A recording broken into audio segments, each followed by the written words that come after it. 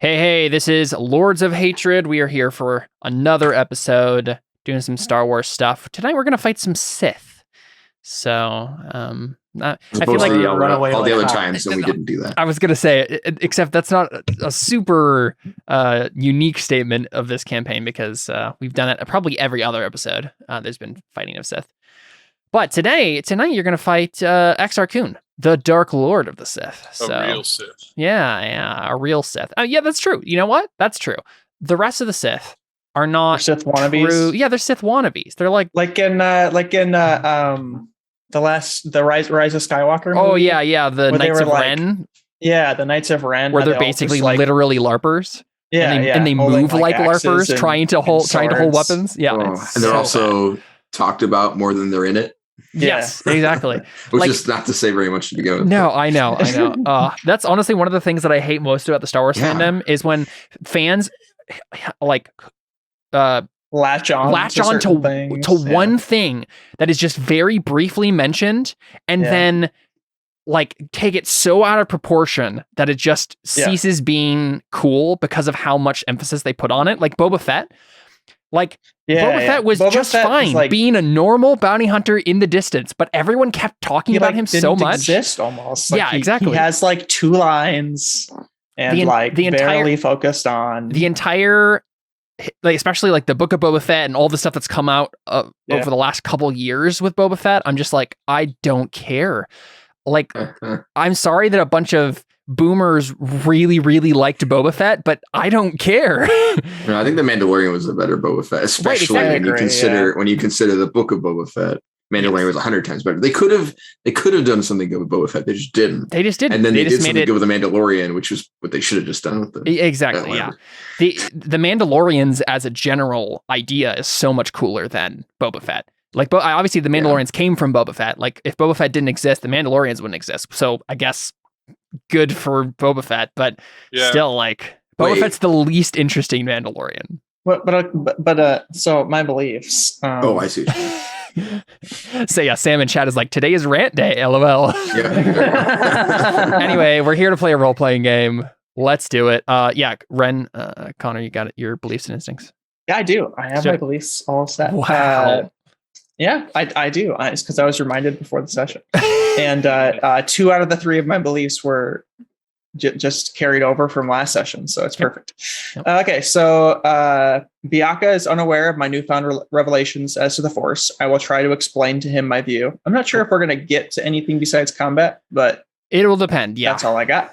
The Jedi are right to want Kalos back to Coruscant. I will bring Kalos to the Jedi Council. Kalos has agreed to go willingly if I help him rescue these younglings. I will protect them from the Sith. It seems like 2 beliefs in one, but yeah, it does. Now that I'm reading it, I think you can honestly just delete the second 2 sentences because your third belief is that.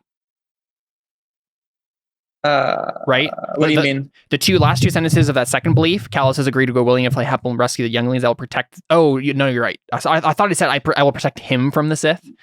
Oh no. So, yeah. So. It works. It's fine. It's very long, but it's fine. The third one, Kalos must not be captured by the Sith, no matter the cost. Cool. Instincts? I can never turn my back on those who need my help. Never turn my back to a Sith. Always carry my lightsaber. Do you want me to go through traits every time? No, the traits are fine. No? Yeah, just instincts. Yeah, some people have changed their instincts this time too, so we'll kind of. Oh, really? People. Yeah, Biaka changed, I think, all of his instincts. So. Okay, cool. Kalos, what you got? All right. You guys have so many fate. Yeah. I refuse to let the Sith put any other children through what I went through. I will free the children from the Sith's clutches one way or another. The others are in no condition to fight. I will make sure at least someone escapes to take care of the children. I have given my word, so I will begrudgingly go to Coruscant once this is all over. Cool. Instincts: never trust a Jedi, or a Sith for that matter. Never leave a challenge unanswered. Never feel the need to lie. Lying is for the weak. Very nice. Relka Ash. I've got the first sensitive children I have found have been captured. We've managed to secure them, but now we need to escape. So I guess I will escape. I don't know, whatever. Jaina has continued to violate our agreement. I will determine if Kalos will be a suitable replacement. And Kalos refused to disclose the location of Korriban, but there's still opportunity here. I will be sure he doesn't end up in the clutches of the Jedi. Cool. As in, like, the council. I guess I should specify. Yeah. And then instincts? Right. Always find the profit. Never get my hands dirty when I can pay someone else to do it. And always smell for the presence of the Force. Cool. Biyaka? Sith cannot have these kids. Well, the Force, sorry. The Force sense, I couldn't say it. The Force sensitive kids, I'll try to keep them safe one way or another. If something is wrong with Ren, I will try to discover what is going on with him. I care about Alashtak, so I will keep him safe. Cool. I always finish instincts, I always finish what I start. Quick to draw my lightsaber. I always defend those who cannot defend themselves. Cool. Good stuff.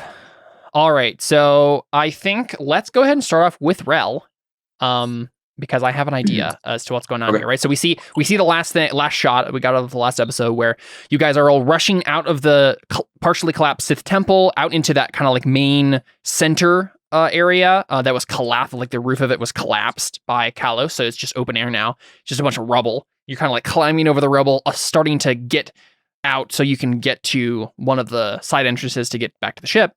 And suddenly you see a gunship above you. And it is kind of just like hovering in the air, engines whirring, and we see Exar Kun, who we do have a picture for here. So Exar Kun standing there with his lightsaber drawn, lightsaber activated, just kind of standing on the like ramp of the gunship with some Sith lackeys around him. And he basically just yells down something. I think I probably had him say some line last time to close us off. I'm not going to try to repeat the line. I always do this to myself, or I don't like to listen to the last part of the episode, and I end with some line, and then I pretend to pick it up with the exact same spot, and I forget what I said. So we'll just say he said something. It's probably suitably dramatic. I think he was talking to Kalos. Probably, yeah. Probably just says, Kalos! Like challenge into a fight or something.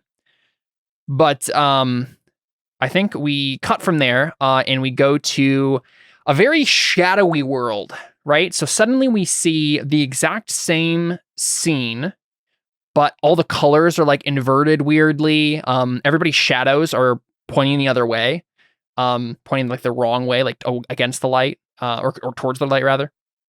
And the sun is like weirdly greenish instead of yellow.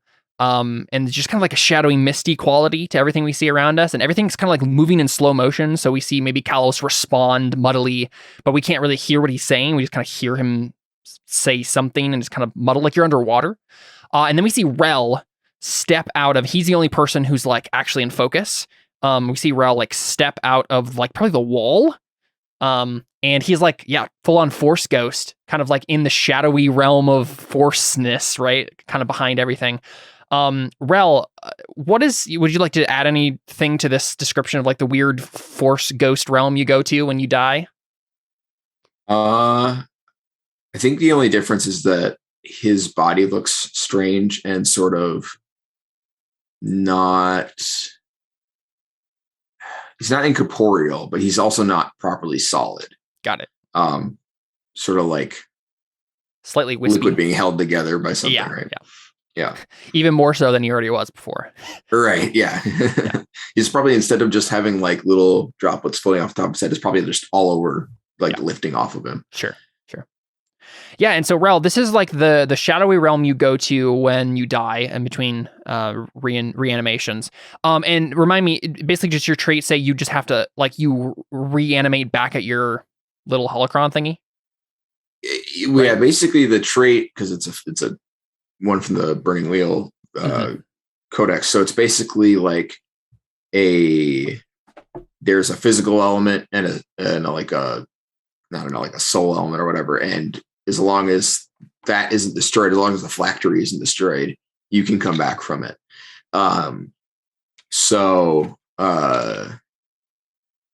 Yeah, shadow and dust. Really all it says. Creatures of shadow and dust have two distinct aspects: a spirit shadow and some material vestige of their former life. The shadow is its active and living half. It is a physical manifestation and can be harmed by steel and fire. However, it cannot be permanently destroyed. If dealt a mortal wound or if incapacitated, the shadow dissipates. It reforms near its dust half. So your holocron thingy. Right. In days equal to 10 minus your health. What's your health? Oh, that I don't remember. Okay, well that's unfortunate. I don't remember that part. My health. Right. I don't think I answered these questions on my sheet. Oh, your health I think I remember thinking like, if someone shoots me, I'm just gonna die. So it doesn't matter. I mean, it says.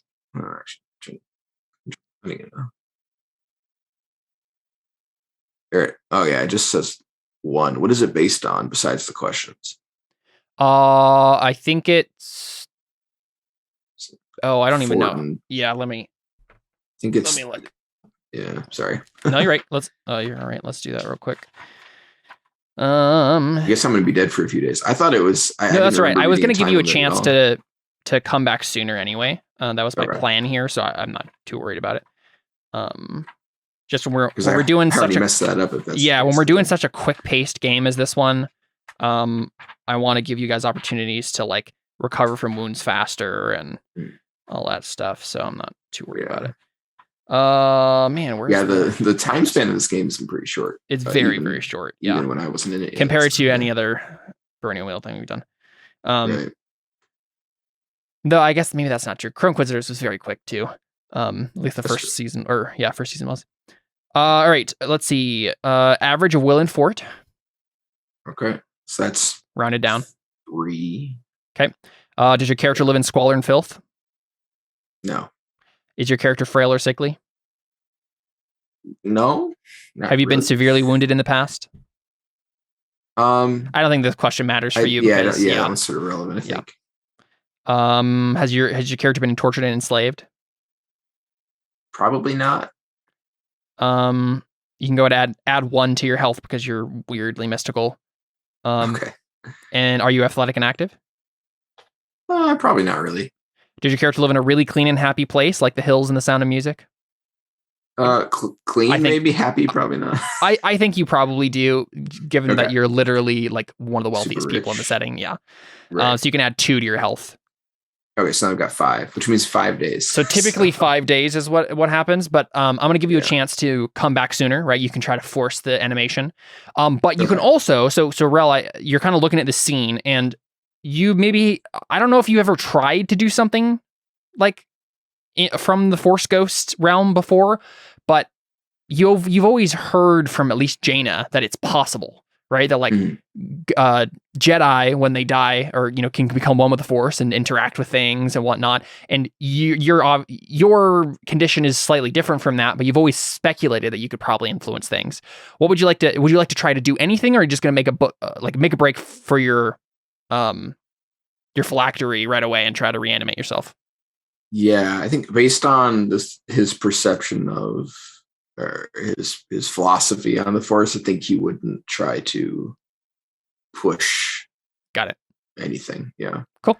Yeah. So we just see you like rush past everyone and kind of walk through the wall again towards where the ship is, and we see we just have a cut up like a cut shot where we're following you and going between or through walls and into collapsed buildings and. Yeah, I almost wonder if instead of the ink floating up, it floats sideways and towards the holocron thing, and it gets more and more intense, and we follow the. You're starting to be pulled and pulled, yeah. Yeah, he's less and less physical, and more just like being sucked towards the. Yeah, for sure. The thing, love it. Cool. So you managed to run up the ramp and find your little holocron. Do you want to describe it more closely now that we were seeing getting a good look at it? Yeah, so it's basically, it's pyramidal, most, not all holocrons, most holocrons. Yeah. And it's got a silver sort of spine, right? And the main angles are coated in, or plated in silver. And then the rest of it is sort of a weird black shifting metal. with probably some like gray or silver light, shining from inside of it. Cool. And it's currently leaking black ink sort of fluid. Awesome. Cool. So I think probably the one thing you have available to you to do this is probably force-wise, right? Right, yeah. I think it's what you're doing, right? You're trying to like, and this is, I think ultimately, even though you didn't push before, like in the conflict over there, I think this is still probably going against your philosophy in some way, right? To try to force this, but I assume you're you're rushed enough that you would like to attempt it. Yeah. I mean, I only have 3 in force-wise, and I don't really have anything to help me, so I doubt it'll work, but I'll give it a go. Yeah. All right. I'm trying to think of what exactly the ob is going to be here. I mean, I suppose it would be graduated, and the better I do, the less time it takes. But, oh yeah, that makes even sense. If we only end in one day, I think it might not matter. So I don't know. Yeah. Let me look at the entry for Wises real quick and just see. Okay. Wises, let's see. So this would have to be like knowledge of how to speed this process along. So it could probably like partially form or something, right? So like maybe I can come out with way less of a health, like a temporarily lowered health stat or something like that, right? Work. Where I'm like, yeah, I guess it really depends on what you're attempting to do, right? Yeah. Basically, I want to form enough that I can move the ship because I want to try to get out of here. Yeah. But that's it, right? And I just need to be fast enough to get out of there. So as long as I can physically interact with stuff and see. Yeah, I think we'll make that on Op 3. Right? That's going to be just upon the edge of possibility without Artha. Op 4, I think, would have been like most of your body's back, but like lowered health stuff. Okay. Just able to move the ship probably is Op 3. Yeah. Do you have anything that you want to try to fork in here? I'm trying to look. Nothing that strikes me as relevant. Unless you can argue unknown places wise because of the weird force. Yeah, that's kind of what I was thinking. I mean, unknown places is a pretty good wise. As we find out, I like that. You can fork it. That's fine. Okay, thanks. So then I've got one here. You do have 3 persona. If you'd like to spend any on this. Yeah. Well, if I don't get this, I don't have anything to do, so I might as well spend. So yeah. Oops. 1, 2, 3 obstacles. Hey, there you go. I don't have any fates. You didn't have any. You had wounds. I totally forgot about that. Well, he died, so he shouldn't really have wounds, should he? Yeah. I mean, either way, you still succeeded. I mean, how did I? That's wild, man. How? You got 3 6s and a 4.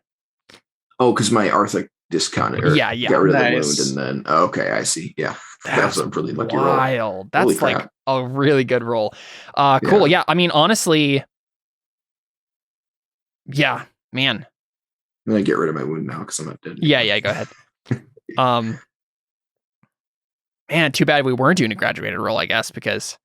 That's right. I think it's cooler if I'm not anyway. Yeah. I think it says more about his motivation if he's doing it weird like this. I agree. So I think if you don't mind, I'll sort of. So I think the leaking fluid gets more and more rapid, and it starts to form like a shape. And I think basically by the time it's done, he looks, instead of like he looked in this picture, he looks kind of like a slightly more solid than normal skeleton with like ink flying off of him or whatever. And there's probably like some approximation of light or eyes in his eye sockets, and that's it. It's kind of shapeless and just sort of skeletal. But I mean, well, his skeleton would be weird because he has long slats for eyes. So I guess those are just kind of hovering over like a skeletal shape.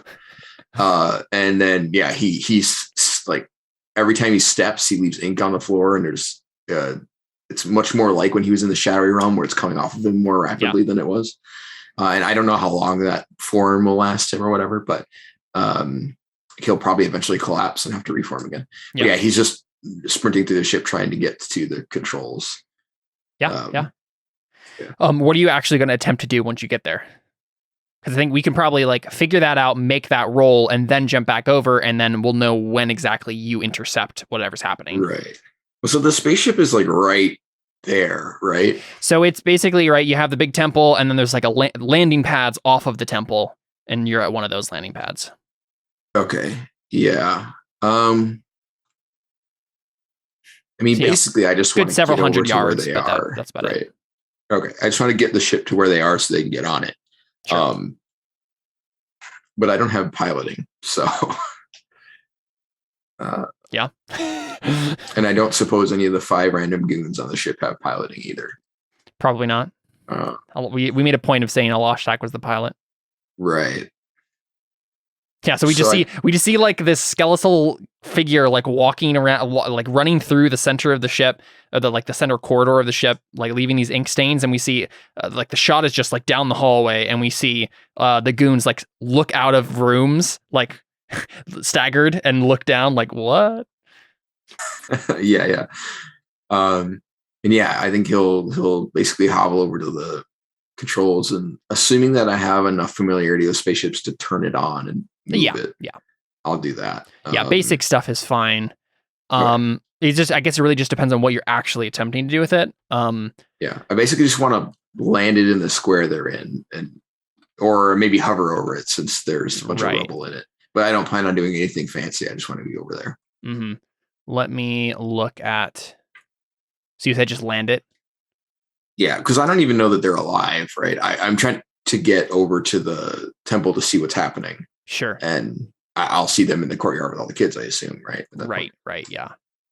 Let me... I'm just trying to open up.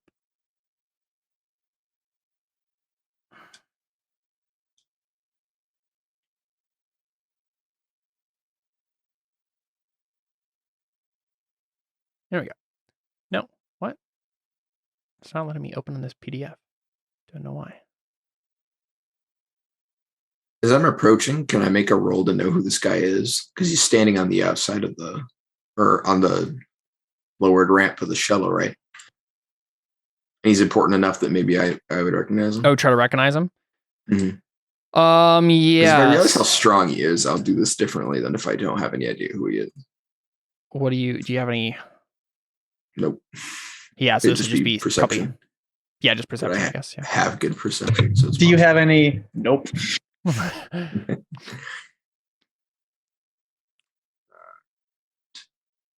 What would the difficulty be?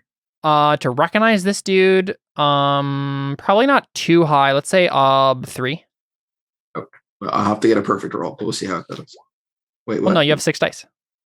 Wait, what? You're just rolling perception. Oh, I don't know why I expected it. Well, no, I don't. Okay, I don't know why I thought I was going to have to double it up. Okay. It's not an untrained skill. I'm sure. No. Sounds good.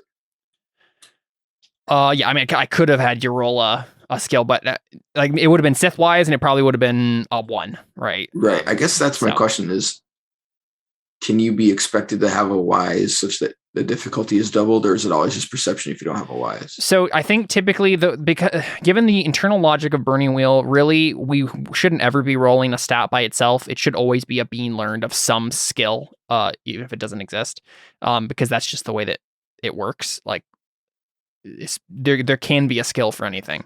So in this case, we can just say if you wanted to start opening Sith wise, you can feel free to do it, and you can say you succeeded because it would have been about that anyway. But that's not really true though, right? Because we found out that observation was a skill for hiding things that are hidden, but then perception was a skill for just noticing things. No, or not skill, but the roll. Yes, but given the way, the thing that I learned about Burning Wheel is it doesn't make sense to have specialized skills. Like I understand why they do it. They have specialized skills based on the medieval setting that they're trying to emulate, but I don't like the idea of someone rolling a stat and then not getting anything for it because it's just something dumb, right? Like there should be a skill for noticing things that are not hidden, right? And so I just made one up, right? So I see. Yeah. And for something like this, trying to recognize someone, that's always going to be a wise. That makes sense, right? Yeah. Either that or like a circles roll, but so either way, you can start opening Sith wise if you'd like. I think either way, you would have gotten the amount of dice you needed. So. Well, if I was being learned, I would have only gotten 4 successes out of 6. No, so I wouldn't have had to be op 3 then, is what I'm saying. Right? Op 3 was just if it's a stat. I see. Okay. That's what I was saying. Yeah, I'll just keep it the way it is. That's fine. Cool. Cool. I was just curious how that worked because Yeah, and again, the burning wheel is funny because it has an internal logic to these things, and sometimes it just ignores the internal logic it's created, and I don't like that. So I try to let burning wheel have to live by its own rules. Okay. Cool. Well, then, so I do know who he is. So in this case, so you know he's the most powerful Sith known in the galaxy right now. Is their ship bigger than ours or smaller? The one that he's currently on is a gunship. Yeah. So it's it's more like a shuttle. Yours is definitely bigger than it. It probably doesn't have. Okay. I mean, this gunship definitely has like a weapon or 2 on it, but maybe not as more powerful than yours. So. What would I have to roll to just run into it? Yeah, that's what that's what I've been trying to find the entire time we've been talking. Is open this because I have PDF. 0 ability to shoot, but I do have the ability to just not drive. I hope so. So you're just trying to pilot it and just ram the ship. That's your goal? I just want to be like go that way and then not touch the controls until it hits something. Yes, that's about the best I can hope for and the most effective I can be here. Let's go ahead and say it's an op 2. Okay. Piloting test. Op 2 pilot. Ugh, okay, here we go. That's agility, I assume. I don't know. Let's see.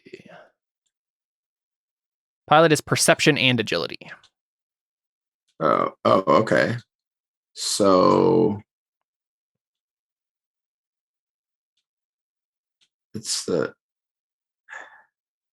hate it when they have 2 things for a root. So that's added up. That's 10. So half of that is the average of that would be.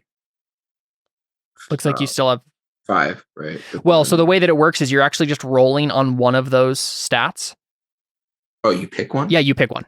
Yeah. I thought you added, or I thought you had to take No. So that's the root when you open the skill. Right. Because so because the being learned skills are learning a skill is intricately tied to the stats you're rolling them on. It would go against the point of the rules to mix the die pools and create a second thing because you're actually literally rolling one or the other of the stats. Right. It's just that if you get like a difficult or challenging test on the roll, you put it on the stat you were testing, not the other one. Well, you don't get to choose. Much better for me. Yeah, so you can do it perception based if you'd like. Yeah. Great. Is my ship cool enough that I can have some helping die or something? We did say that I rolled that generic coolness. Yes, you did. I'll give you an extra die. You can have thanks. Your extra resource test of customization, extra die coolness. Yeah. Yeah, there's such a nice DM. So this is the thing. The shorter the campaign, the more I am willing to let people get away with stuff like this because also, I like to keep it moving and keep it fun. Neither of us wanted to figure out what that would actually look like to make me upgrade that. So, yes. You said up to? Yes. Okay, here we go. I don't know why I did that. Okay. Oh no. Still failed. You got 2 6s though. Yeah, it doesn't matter. I don't have any fate. Oh, you don't? You have 0 fate? I don't think I got any fate last session. Wow. Yikes. Oh, okay. Yeah, unfortunately. So let's see. I guess I don't think we need to know what happens yet. I fail crashing into them. Does that mean I don't crash into them? Or just I don't know. We'll figure that out. Let's jump back to the others. Yeah, I the weird like 80s green line thing targets the ship, and then I just throw the thruster in the full power, and then we cut. Yes, yeah. And we cut back and we hear, apparently, according to Sam, he did scream Kalos. That was the last thing he screamed. So, correct. So we see Exar Kun, on the ramp. Already saying your name, Jared. Yeah, this. And he just says, Kalos! What do you do? So the ship's coming like down? No, so it's just hovering over the so the way that the temple is, right? It's like it's like a ziggurat, but it has an open top now because you've collapsed things and whatnot. So it's just like this square above you that's open air, and the gunship is hovering right above that square where it like starts the kind of the ziggurat actually starts. And the ramp is just hanging down, so you can see him above you. It's just kind of hanging there.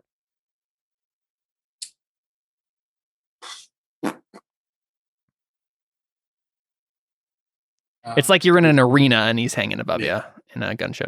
Oh, so we're in the ziggurat. You're in the ziggurat still. It's just you're among the rubble you just came out of the like partially collapsed interior.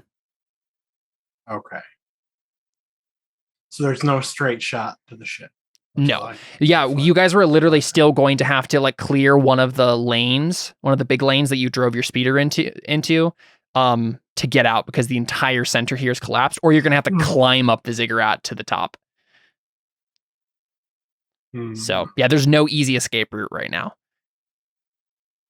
But yeah, if Ren and Biaka would do anything or say anything during this time, you can feel free to jump in as well. I assume Biaka's like just holding a lost tack, like you're muted. So they're in the ship above us. Yeah, you see Exar Kun and you see a couple of like Sith lackeys. There's probably someone piloting the ship, obviously. But they can just shoot us. They could. It doesn't look like the gunship is faced in such a way that they are well aimed for that sort of thing. So it seems like XR so wants they're kind of like sideways, right? Yeah, exactly. They're sideways. Yeah. And the ramp's like jutting out, and it looks like XR wants to like.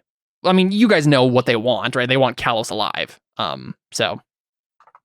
Should all just pull the shuttle into the ground. Yeah, you could certainly just try to like telekinesis down the ship. And then they'll just jump off. That the issue is if you did that, it's just going to crash on top of you and you're going to die. And there's kids here, so. You have all the younglings around you as well. Did Ren say he's going to keep the kids from the Sith one way or another? Maybe that's Kalos. That was me. Kalos. Kalos. I said I would protect the younglings no matter the cost. That's you're right. Yeah, if the cost is their lives, that's generally protecting their own lives. I mean, hey, that sounds like a Jedi way of doing it. Hey, at least they're not for their good. Splat. Exactly. I don't. Usually, I have. We don't have time to like be in character and talk about it. Oh yeah, no. I'm out of character right now. No, I was just asking. Oh, okay. Usually, I have like some like clever idea, but now I'm just like we can't make a run for it. It's pretty bad actually. Yeah, the actual like you're very cornered. Yeah. The really nice thing about the mechanics in this situation, though, is that if you get into a fight, the fact that you're half dead doesn't matter at all because you're just going to be helping Kalos and he's not half dead. So you won't lose any dice for being almost dead. What do you want to do, Connor? More wounds, that'd be bad. I mean, I think the only way to do this is to attack.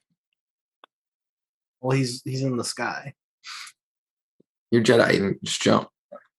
I mean, he has a high ground, but you know. Yeah, that's the thing. You don't want to pull the Anakin move here.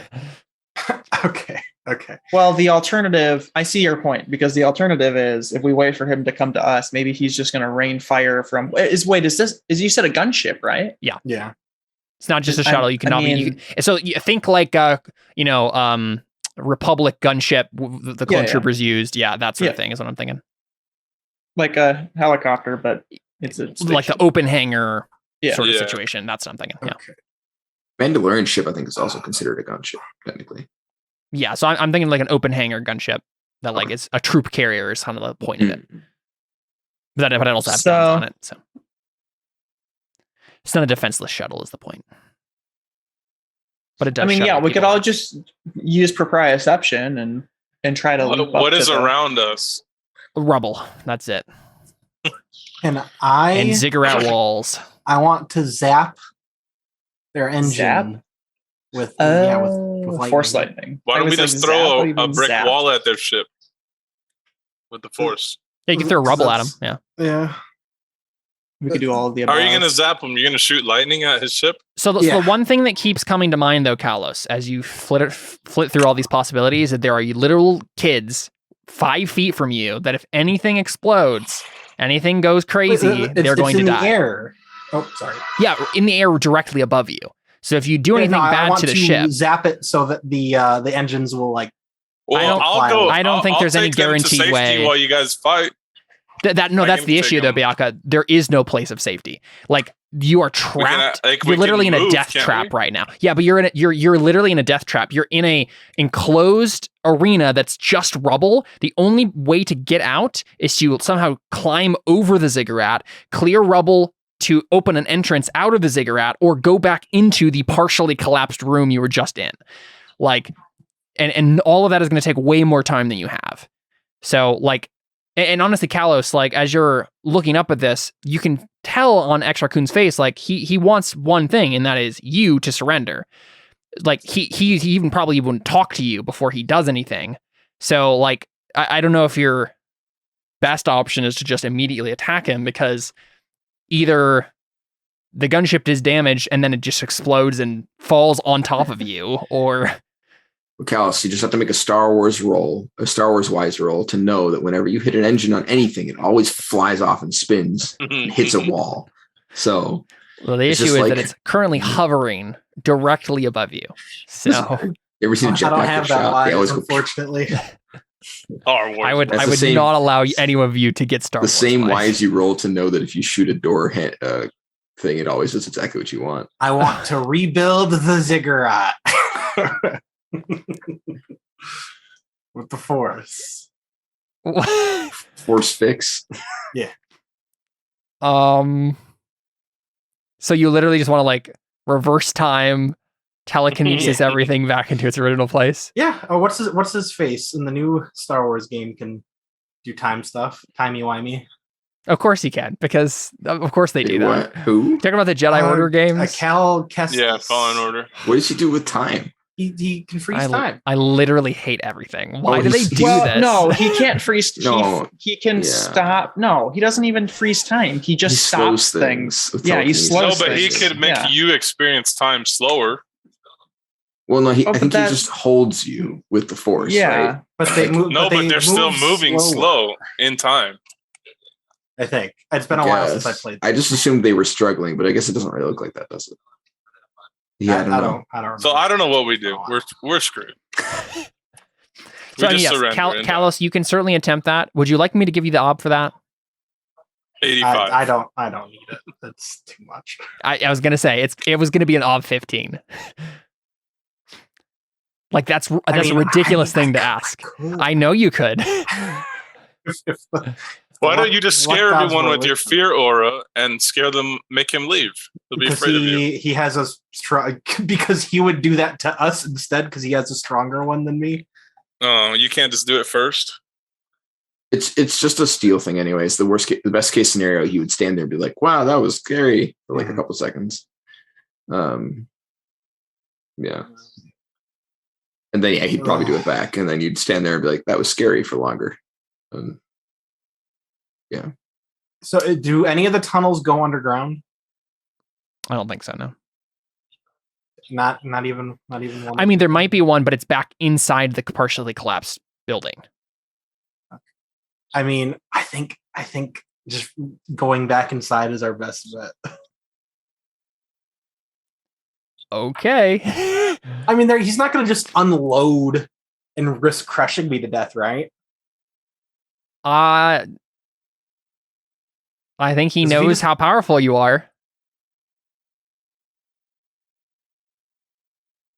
And he could probably, you can do whatever you would like. I don't know if you know his mind, so. Guys, I need help. Me as the GM just thinks that's an awful idea, so. We can't destroy the ship because it has to fall on us. It doesn't have to. Like, again, Kalos could make a roll to attempt to get it to be destroyed and fly away, but that's going to be a very difficult ask. Not even like. Why can't he destroy it and then we use the Force to move it away from us? There are way more possibilities that end in dead children than not dead children. It's my main point. one of you throw your lightsaber at the engine and the other use telekinesis to move it the other way. Yeah, that's what I'm saying. Why can't we use the Force to actually move the ship? You'd have to time that pretty neatly. Well, you just have to grab it with telekinesis before the lightsaber. I want to activate the hyperdrive with telekinesis. Yeah, no, it doesn't have hyperdrive switch. No, it doesn't have. Wait, you want to activate the hyperdrive? I would kill everybody. Switch? That would kill everything. Oh, what? This isn't dumb Star Wars. This isn't dumb Star Wars. This won't blow up an entire planet. Why can't we use the Force to actually move the ship, crash it down away from us? You can. I think he's just saying it'd be hard. Yeah, I mean, single Jedi have done that, like flying ships, grab them or whatever. How big is the ship, Caleb? It's like the drop ships. It probably holds like 8 people. Okay, that's not okay. I was thinking something bigger than. No. Okay, yeah. Let's just. It's basically the drop ship. Group telekinesis. All the kids know how to do telekinesis too, right? Oh yeah, they can all help us. No, they don't. Smart. Okay, let's roll a straight up luck die to see how many of them can use telekinesis. Jared, there is a thing for that in Burning Wheel. It's called the Die of Fate. You roll a d6. On a 1, there are a handful of children who have telekinesis. I want you to just get a super good roll. No, it needed to be a 1. 6 is bad. Yeah, 6 is. That's the way it describes it in the book. You roll a 1, and the thing you want it to happen happens. Okay. The best part about we help can still dice, do it with 3 of us. Yeah, you'll be fine. The best part about help dice is that if you had 20 Force-sensitive children, they could beat pretty much anybody just because there's 20 of them. They can just tear you apart because they can. Okay, well, what's the ob for crashing the ship? So what's the exact intent, Kalos? I want to crash the ship outside of the ziggurat. Got it. You should just crush it and then throw it. It'd be easier to throw if it's smaller. Telekinesis. And I'm going to throw it in the direction that we could crush it. We could do a force crush on it. I think that would be. I think that would be much harder. It's going to be an ob. But it would be way cooler. Yeah. It's going to be an ob. Definitely Oh, actually, so yes, it's going to be. I'm trying to figure out how to do this. Putting it in the way, like pushing it towards where the thrusters. Yeah, no. So are pointed, so they can't like reverse thrust. Yeah, my thought here is there's an ob to do it without any interference, and there's also an ob. Okay, this is how we're gonna do it. You're gonna go ahead and roll telekinesis ob 6. Okay. And if you succeed on that, then I will have Exarchun and his lackeys oppose your telekinesis to see if they get higher than what you got, because that's what would happen, right? You would attempt as soon as you started doing it and it was working, they would immediately try to counter you. So, they're gonna win. Yeah. So first it's the ob 6. All so, right. I assume both of you are helping me. Yeah. Yeah. Absolutely. I'm gonna have to tap. Do you say anything to them? I just give them the nod, and I do like the little hand. Bring her down. I am running low on persona, boys. Got a bajillion fate though. Make sure you spit a fate on this, Kellos, because you have to. Do you have to use persona to tap fate? Is that what you're saying? Okay, Can I be that guy that abilities? I'm gonna be the guy that has to talk about the greater good in this moment, and I'm gonna tell Galos, like, just remember that even if we're able to save these kids, if you fall into the hands of the Sith, these younglings won't last very long anyway. I know. Crash the ship. All right, let's do it. What are your guys' telekinesis, Ren and Biaka? They both have 6. They both have 6, I think. Yeah. Wait, never. So that means I don't know what Biaka is. I have 3. Okay, so you said you asked for telekinesis, right? Yeah. Yeah, mine is 6. Yeah. So Ren, you give 2 dice. Biaka's giving 1 die. Oh, really? I thought it was 7 that we give. No, 2 7 dice. is for Not your that own I'm skill to fork in for yourself. Right, David? That's correct. Sorry, what? Isn't it where forks and help, you give 2 helping dice if you have a 5 or higher, and you give 2 to your own fork if you have a 7 or higher? Yes. Okay. 7 is for help for force. This is so wrong. Yeah, I had no idea. That's interesting. Yeah. Okay. At least that's how we did it last time. I still thought that it said something about combat, but you said it was the other way, and I assume you're right. So I'm pretty sure that's the way it is. Can I fork in Sith doctrine? Because I'm going to try and do it in a way that they don't notice right away. I don't know. I don't see how that is relevant. Meditation. Yes. You have a moment. I mean, he's like very confident in the fact that he's trapped you, so he's giving you a moment to compose yourselves or say something, so you can meditate if you like. Force wise. Yep. Strategy or tactics, because we're trying to. This is like one action. It makes sense to use tactics if you're like in a longer fight, but just one thing is not really a tactics work. Soldier wise, because they're soldiers. Yes. Okay. At least extra code wise. All right, so that's 7. And the guy flying dice. The ship.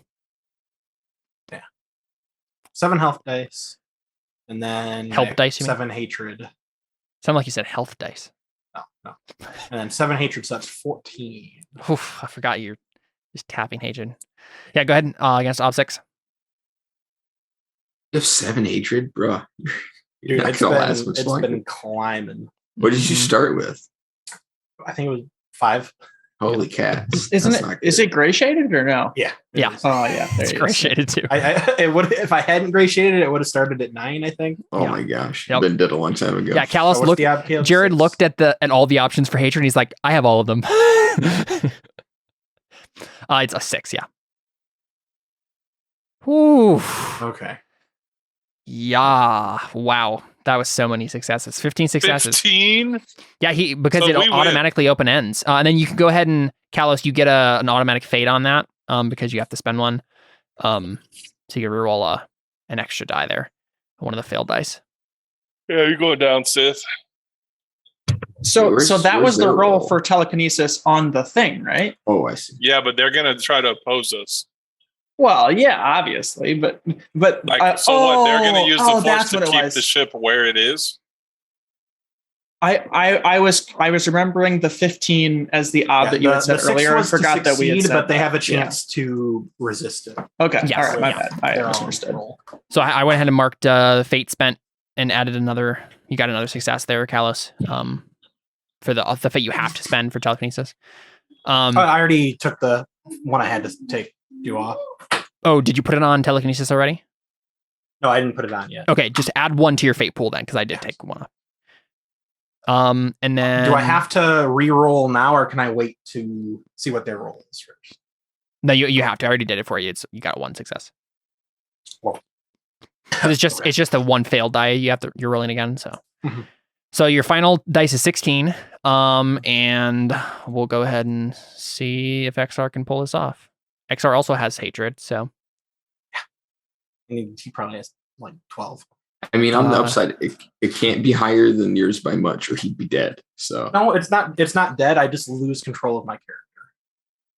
Well, isn't 10 like your Padawan kills you? Basically, don't you die? Oh, you know what? Maybe.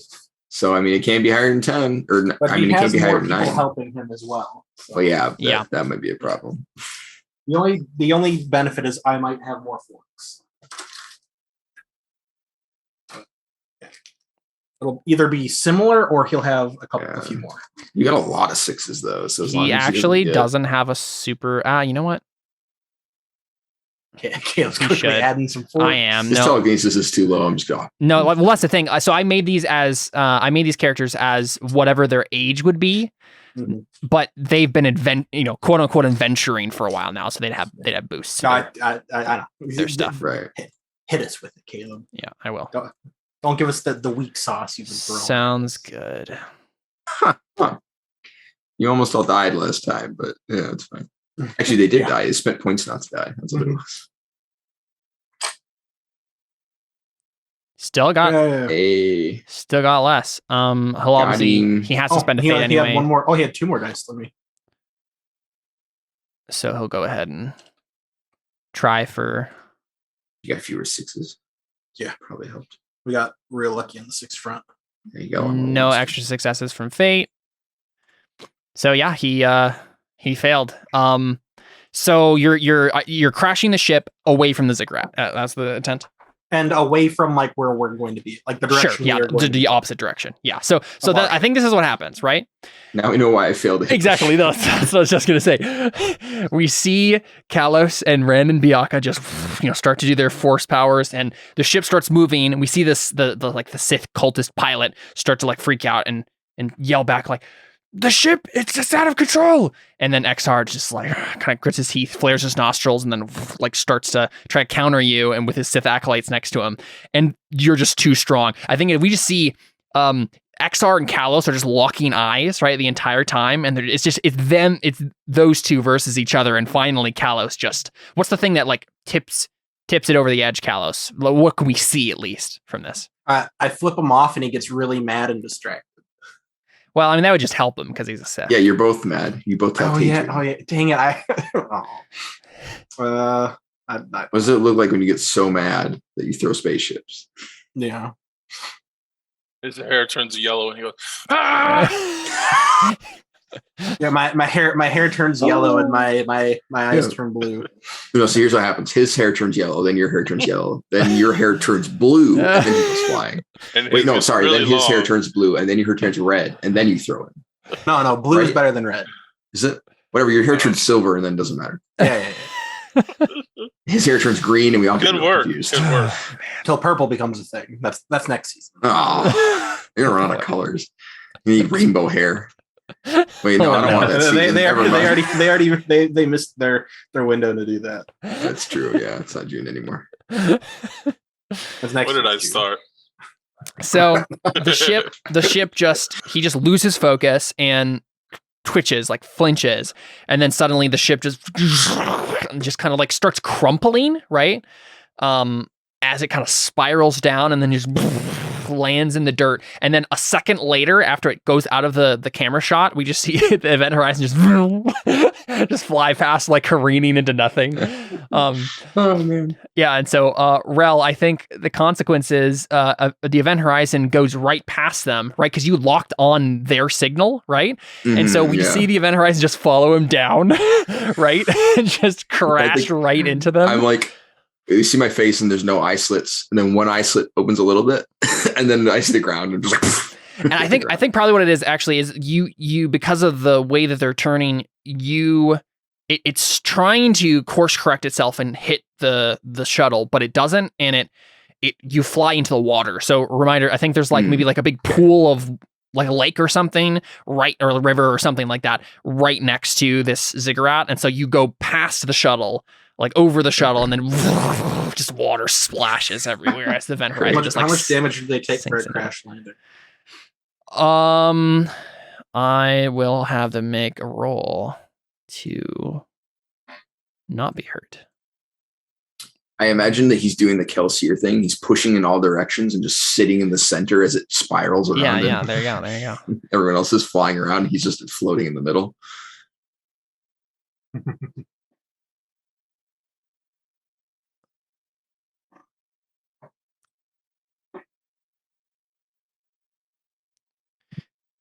Okay, so he basically does that, but for everyone inside the ship, right? So he just like puts everyone into like a forced stasis as the ship crashes, and then when everything settles down, like releases them, and they're all fine.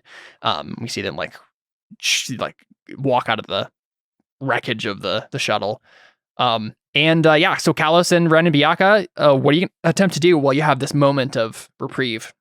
So our ship is over. Yeah, you saw the event horizon just follow after, and then you hear a big of water.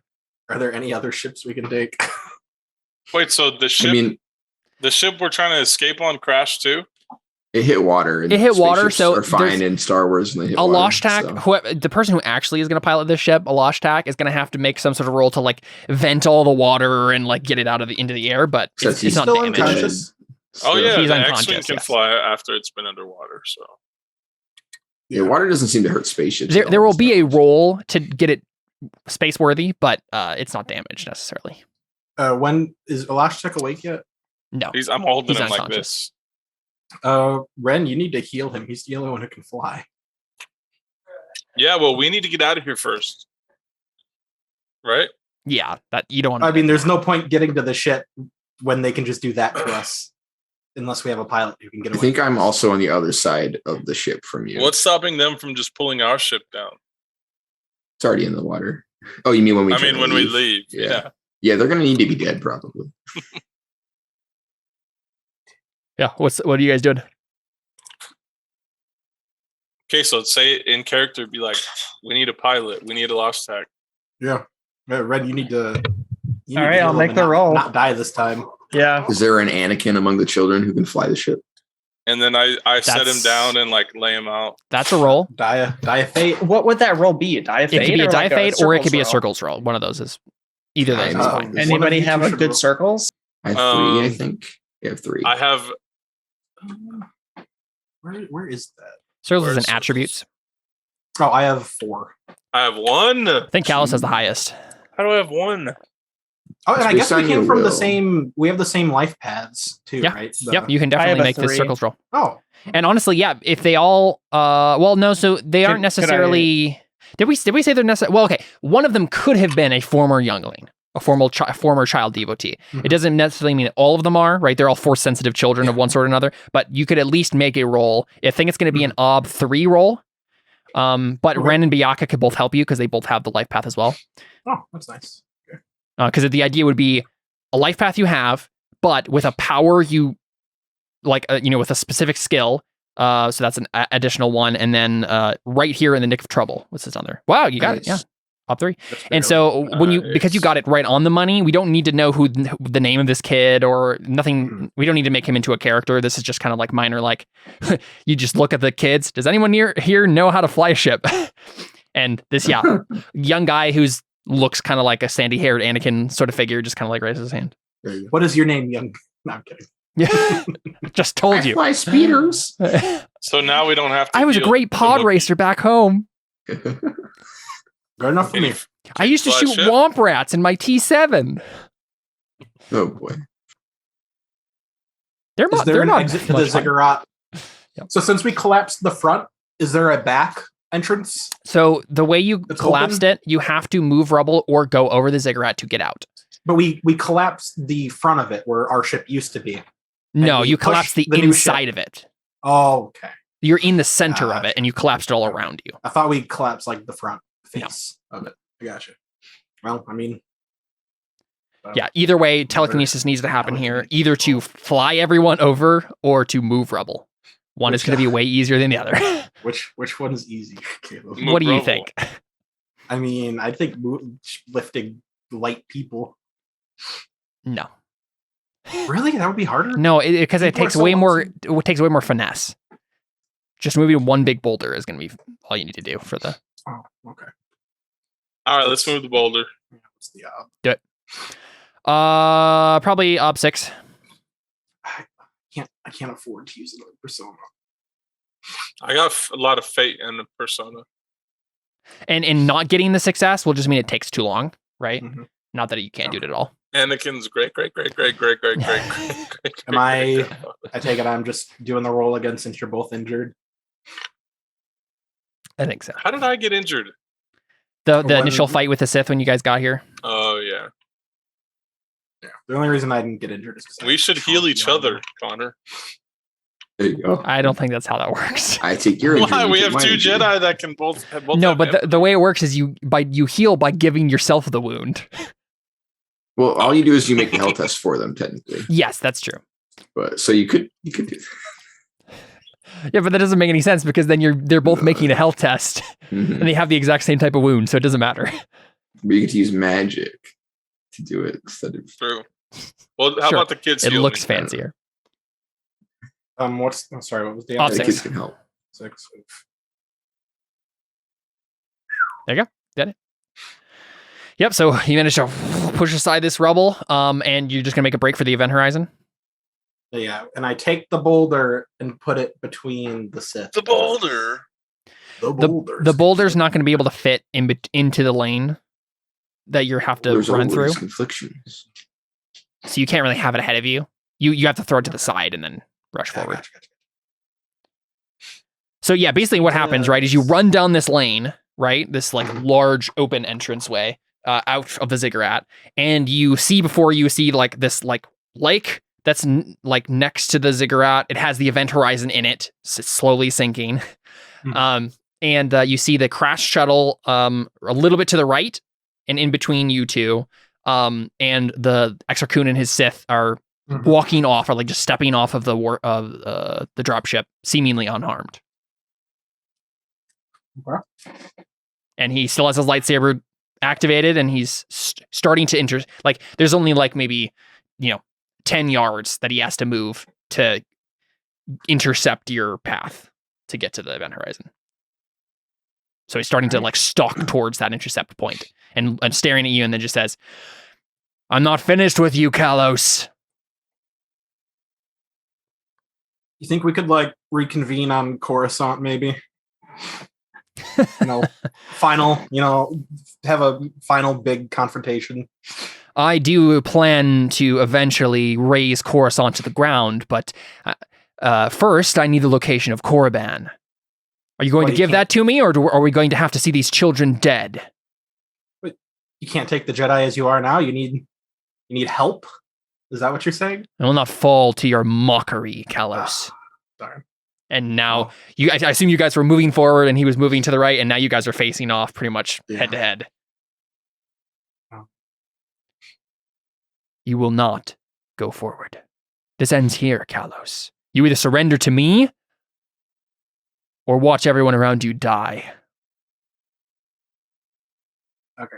So the only way I see all of us getting out of this potentially is if I distract him while you guys get the kids on the ship and like get the ship to take off. And then like grab me. So Kalos is going to fight him while you guys get the rest of them? Maybe. To the ship? I'm just spitting ideas. Or like two of us. You could try to challenge him to single combat or something, or... No. No, there's no honor among Sith. Definitely. It's the Jedi's job to keep you alive. You should come to the ship, and they'll hold them off, right? Whatever. I mean, honestly, I think that is probably... Right, Ren? Like, you just told Kalos, like, the number one thing is getting you off. So I feel like that might be what Ren does, right? Is like, maybe steps up and says... Like, you get the kids to safety, and we will stand here.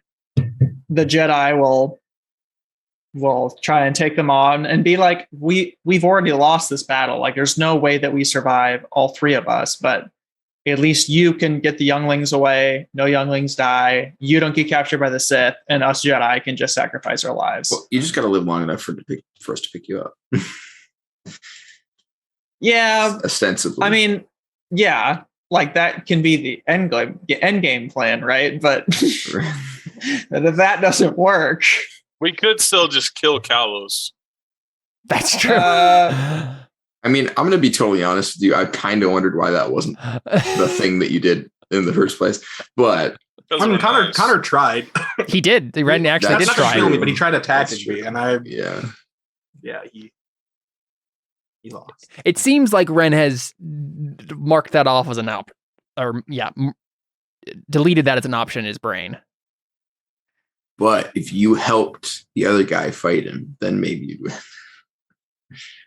Team up with the Sith, and then you can kill him. I mean, Ren, I think it's your choice, because right now he's just like whatever. All right, you guys go to the ship. I'll hold them off and pull me on as you're leaving. But unless you have any better ideas. No, I don't think there's a better idea. I think we're pretty much trapped. Yeah. Was that in character too? No, it was not, but now it is. Oh, okay. It has been retroactively done in character. So Ren is not holding. He's getting the kids on. What? No. Wait, what? So what did you? I thought. What did you say? Is saying I'm staying behind. You go, but that's in character. Oh no! I thought you meant the other way around. That's the out of character plan. The in character plan. Right. Yeah. No. If you get captured to the Sith, then all is lost. Me and Bianca will stay. Well, I guess he turns to Bianca. To be honest, Ren probably just says him at first. And then Byakuya can decide if he wants to stay behind as well. But he just says, I'll stay behind because if I die, I have done my duty. The younglings are safe. The galaxy is safe because you aren't in the hands of the Sith. And you probably look at him at that point and then say, and then you'll go to Coruscant, right? Like you promised me. Like, yeah, that's what he says. And then, even if I die, you'll be at Coruscant, and the Jedi will be able to protect you from the Sith. Because I'm trusting that you'll fulfill your promise, especially to a dying man. Yeah. Is Byakuya saying anything? I have an out of character question. Why can't Callus just help us fight him? We're worried he's going to get caught. One of us needs to shepherd like the children onto the ship. Yeah, this is like the All Might versus All for One battle. He killed Ulick by himself. Yeah, but and you think us three can't kill him though? No, 100%. I do not think we will. He's also got Sith apprentices. Yeah. Well, but not only that, but if we go all out, how many younglings die in the process to all the Force shenanigans? He also straight up threatened to kill them, so he might go for them specifically, even, which would make sense. That'd be a pretty good plan. He definitely has way more dice than the three of us combined. Even if I tap all 7 of them. Well, he might not, but if you're including his 4 people, then definitely, people, yeah. Okay, so Byakuya says, I'll stay with you, Master Ren, but Callus, you have to keep Alashtek and the kids safe. I will. And I pick up Alashtek because I'm not touching him. He's dripping everywhere. HK repeats what, obviously translates what Byakuya says, and then turns to Byakuya and says, "Is this the end of my services to you, Master?" Activate assassin mode. That would be so cool. Oh man. Well, I want it. Does he have that ability? He doesn't. He doesn't, but if someone has a skill that could activate it somehow. I don't think any of us do. I don't think anyone does. I think that would be a Nibbit situation. But can I roll to have had that happen previously? I spent money to have done it. Possibly, yes. Byakuya, would you have gone to Rel at some point when you were there and to do this? I don't know why you would have done that. That would be funny.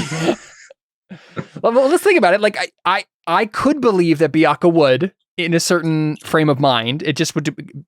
Chad would have to explain this to me, right? From a certain point of view. So maybe it's not assassin protocol. Maybe it's like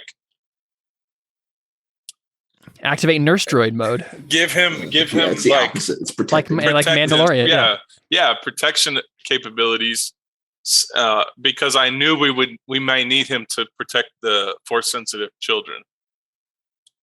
It's true. Yeah. So Rel, do you want to make a resources test to have sure put some fun new programming? Can I make a haggling test to make it easier? I guess I got to figure out what the actual thing is first. Yeah.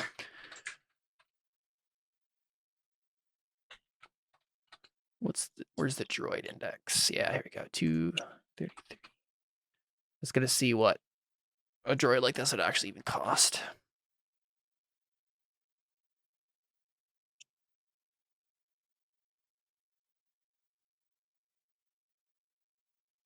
Activate assassin mode.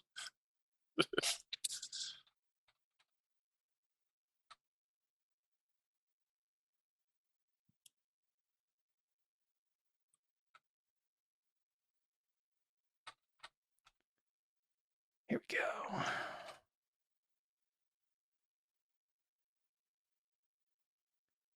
Man, they do not make... I really like this hack we're using, but sometimes they do not make it easy to find things in this document. Here we go. Droid. Yeah.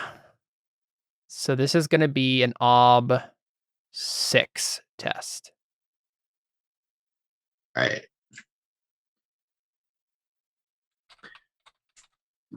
Do a haggling roll first, then.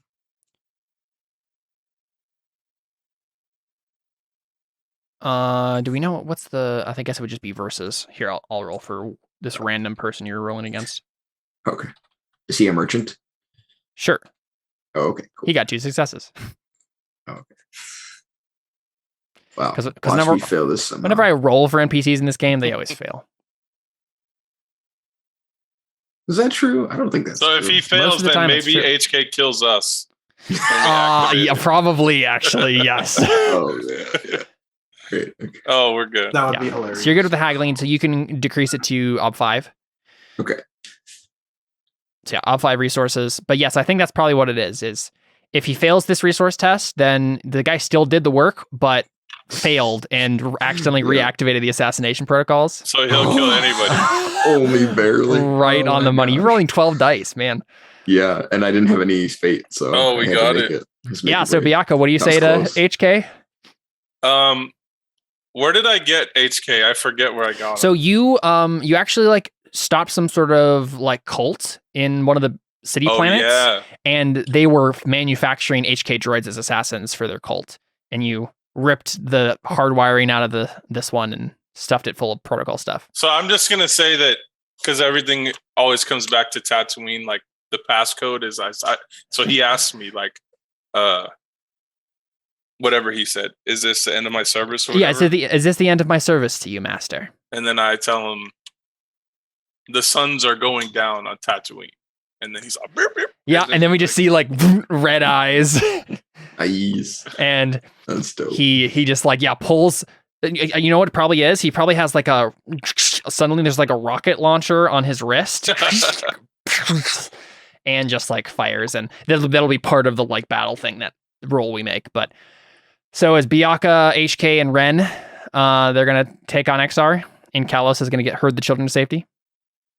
Yes. Sounds good. So I think probably what's going to happen here is Ren and Biaka, you're going to have to make a roll here to fight XR, right? This is going to be you guys versus XR. Kalos is making a roll versus the other Sith as they try to kill the children, right? They're going after the children while XR takes on you guys. Do they want to kill them or do they want to capture them? They don't care. Like their goal here is to basically get Kalos to surrender to them. So if they have fish now. Yeah. So, we're going to make 2 different rolls here. We can do it either way. If you guys would rather do a bloody versus, we can do that. Otherwise, we can just do versus tests. Whatever you guys would prefer. So the difference bloody versus is like is one where you add up the attack and defense. Actually, yeah, let's do that one because that one there are more possibilities that can happen. Like it's like the aggregate, right? Our whole attack versus their whole defense. Yes, exactly. Yeah. So, well, let's just go ahead and do that. So let's, I guess, start with Kalos. Kalos, go ahead and add up all your dice, not with Ren, Biaka, or HK, just for your own stuff. And I'll add up dice for the lackeys. I'm going to use lightsaber as my base, because of course. Yep. Meditation. I'm going to use telekinesis to like throw the children onto the ship. Oh, okay. To keep them out of the way. Yeah, so your intent here is basically to get the children to the ship safely? Yeah. And you will kill the Sith in the process. Yeah. Can I do intimidation because of my aura of fear? Sure, that's fine. Especially because these are like Sith lackeys, not... I mean, they're definitely powerful. Mm-hmm. They're not just lackeys. They're like his personal guard, but... Force-wise, soldier-wise, force challenge-wise. Yep. So my typical 7, and then I'll tap hatred for 7. So I'll have 14. Okay, how are you going to split those? Oh, crap. I forgot. Attack and defense, yep. We're doing that. Oh, I also have... I keep forgetting the one I get for my lightsaber. Yes, yeah, your special lightsaber. 15 I have for my lightsaber. I need to turn the light on. So 15, and then how many did I get for my special armor for defense? Was it 4 automatically or 3 automatically? Oh, right. Yeah, I forgot about that stuff. Let me look. I think it was 4. I remember right. 4 sounds correct. I'm going to the beginning of the fight section here. Let's see. Bloody versus. You don't have a longer weapon, so it's 4. You get 4 dice for your armor. What's your reflexes? 3, I think. Right? 3, yeah. Yeah, they're gonna have higher reflexes than you, so they get an extra die. That's it. How many dice do they have to work with? They have 20. What? Yeah, these are his personal guard. And they all add like 2 lightsaber to the guy who's actually rolling, right? And then he has a bunch of forks. It's okay, guys. We've survived crazier things in RPGs before. This is nothing. So your total dice is 19 then, Kellos? Well, let me. We had 15. Okay. Yeah, 19. Oh, wait. Just a second. Because I add the 7 for my lightsaber, right? 7 is your base. Yep. For lightsaber. Yeah. Oh, okay. So 7. 8 for meditation, 9 for telekinesis, 10 for intimidation, 11 for force wise,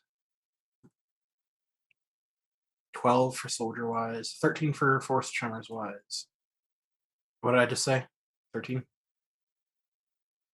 I think so. Either that or 14. Yeah. Okay. 7, 8, 9.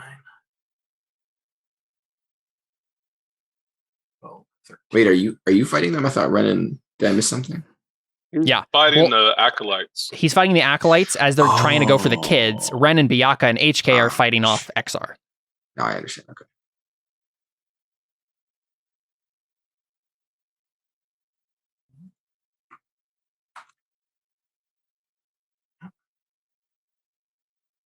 Plus my 7 for hatred.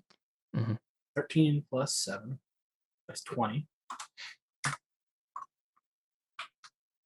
1 for my special lightsaber, and then 4 for my special. Do you have 25 to work with? Let's see. How are you splitting those?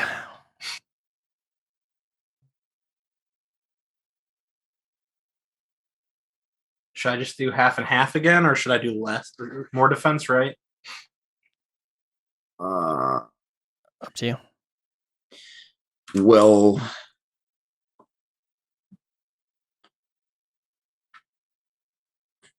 I think again, all you have to do is manage a single success on offense to basically one-shot them.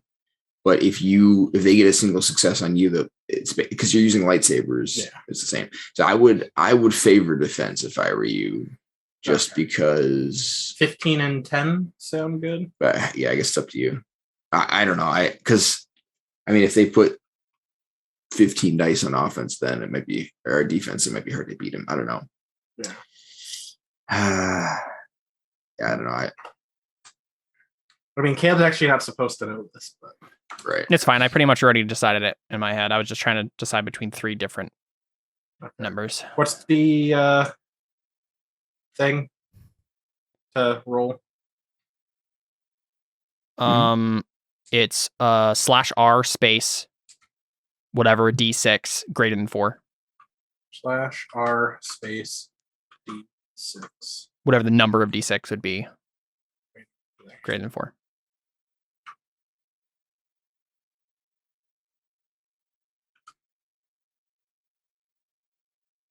And are we rolling attack first or defense first? Both at the same time, I think, right? Yeah. Real quick, I'll just, so you've had them set in your head, you know what you're gonna do.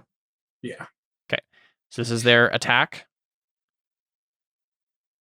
And this is their defense. You suck at rolling defense. Oh no. Well, at least you won't. Yeah, I didn't put enough in defense, but okay. Yeah. So that's okay. 2 over for my attack, and then dang it, I should have copy and paste. Okay, slash. Yeah, you get them. They're basically dead. 6 greater than 4. Mm-hmm.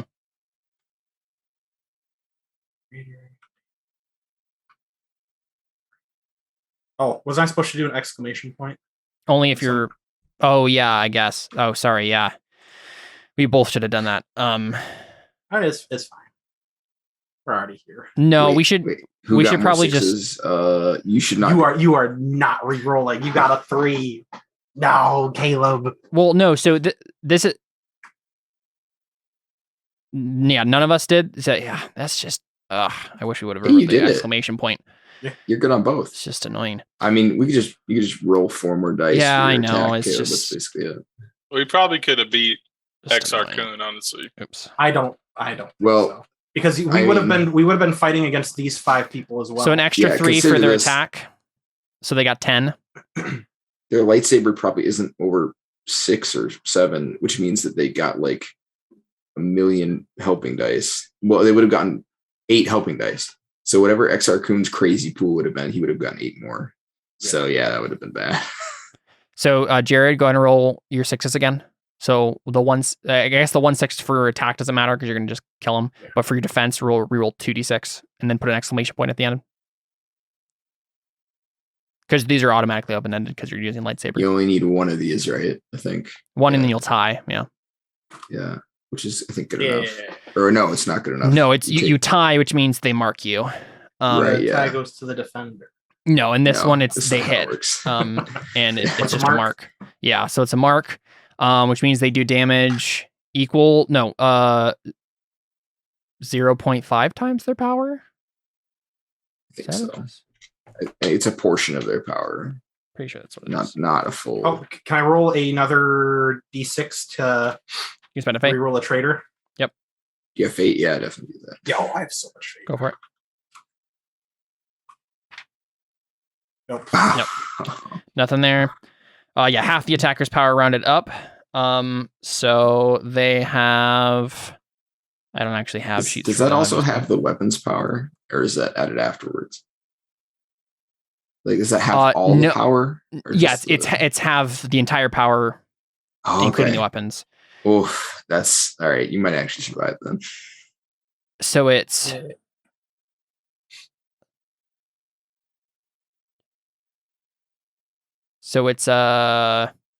And I'm gonna say that they have lightsabers that are just a little bit stronger than the other ones. So your armor, you still get hit by this. And because they're like elite guard. I'm pretty sure even regular lightsabers chop through the best armor. Well, Kalos has the grades. I don't have special armor. He has the highest, but the superior. The versus the best armor, non-modded armor. Oh, it was telekinesis that we. Yeah. That's what you got. A basic lightsaber does 5 VA and best armor's 4. Perfect. So you do have a B5 wound. Not bad, right? I think that's MIDI for you. Yeah, it's not terrible. Is MIDI -1 or -2? It's -2, I think. Oh, yeah. But I mean, it's better than dead. For you, B5 is light. We already marked it on here. Sweet. So it's only a -1 dice. But yeah, you managed to kill them. You get only lightly wounded, and you're ushering the kids up onto the ramp. Meanwhile, Ren and Biyaka and HK are taking on XR Kun. Bye, guys. Your sacrifice is not in vain. Hey, yeah, HK might pull it out for us, bro.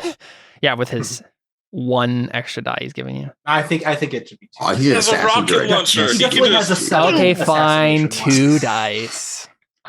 It's not going to matter. He gets a free 9 dice from hatred. Yeah. Well, does he really hate them though? He barely knows them. So Ryan, I assume you're being the one rolling this, and then Biyaka's helping. Has higher attacks though. Yeah. So going out. I have a 7 in lightsaber, and then I have a +2 to my lightsaber. Hey, he's itself a Jedi Master.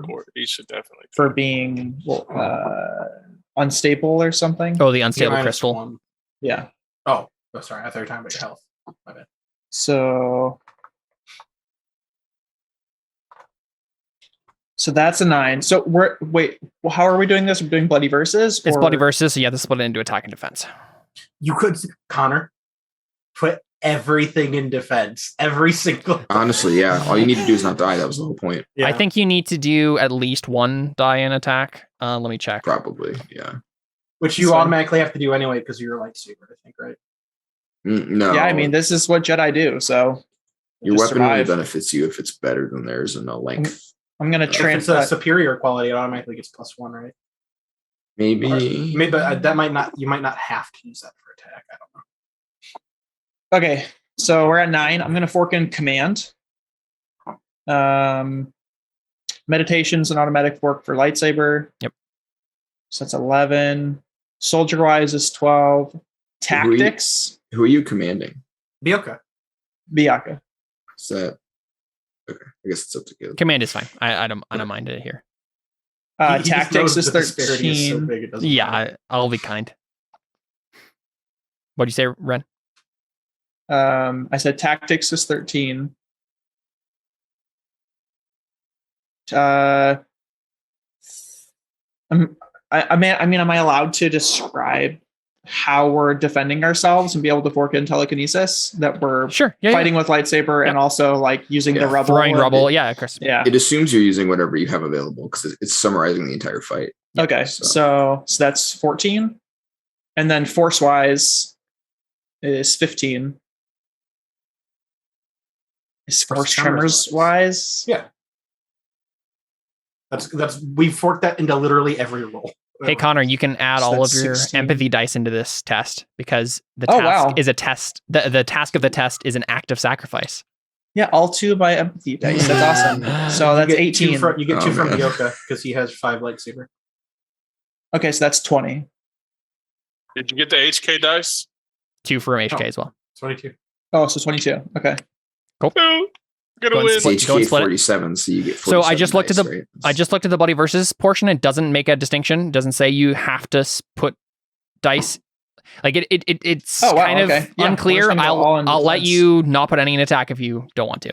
That's fine. Yeah. Okay. Well, I'm channeling my inner Aang, right? We're just going to be like using all of our abilities and the force and everything like that to keep our distance and prolong the battle. We're just going to run in. But if they escape and we win this battle, they're just going to fight us again, right? Well, yeah, but I would rather fight them when I'm more alive. Well, so here's the thing. Theoretically, you're going to have to take 2 dice off, Connor. Your final tally. Oh, yeah. Theoretically, it'll auto render. No, you're not going to. You have to roll these separately. You have to roll them as 2 different pools. So it makes sense to not roll it from lightsaber and just to do /roll space. Oh, we're still wounded? Yeah. Yeah. Sure. So what is that, 20 then? 20 total. HK got nullified. Okay, so what is the... Or you got nullified. What's the syntax for... What's the syntax for the automatic reroll of the 6s? It's this... Greater than 4 exclamation point. So we roll this without the period. So she's only defending, would warding work? No, warding is a it's not an actual skill, it's just a training thing. Basically, it just gives you armor. Without or with the exclamation point? With the exclamation point, because lightsabers are open-ended. Just not the period at the beginning? Not the period at the beginning. That's what made it Are you sure you couldn't do warding? Because, I mean, all warding does is give you force fields, and in theory...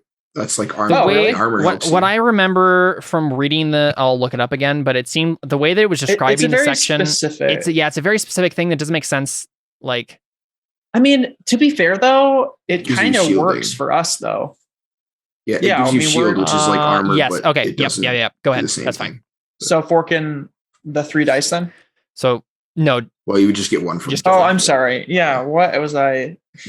I mean, in this case, really, it's just like a kind of advantage die, like a nebulous advantage die for having the thing. It's not an actual fork. So I demand can 1 we more tap D6 proprioception as well? To get rid of my thing. I'll give you another advantage die for having proprioception. Okay. Yeah, I don't have a mark anymore. What? He wants to use warding as well. Yeah. I don't understand.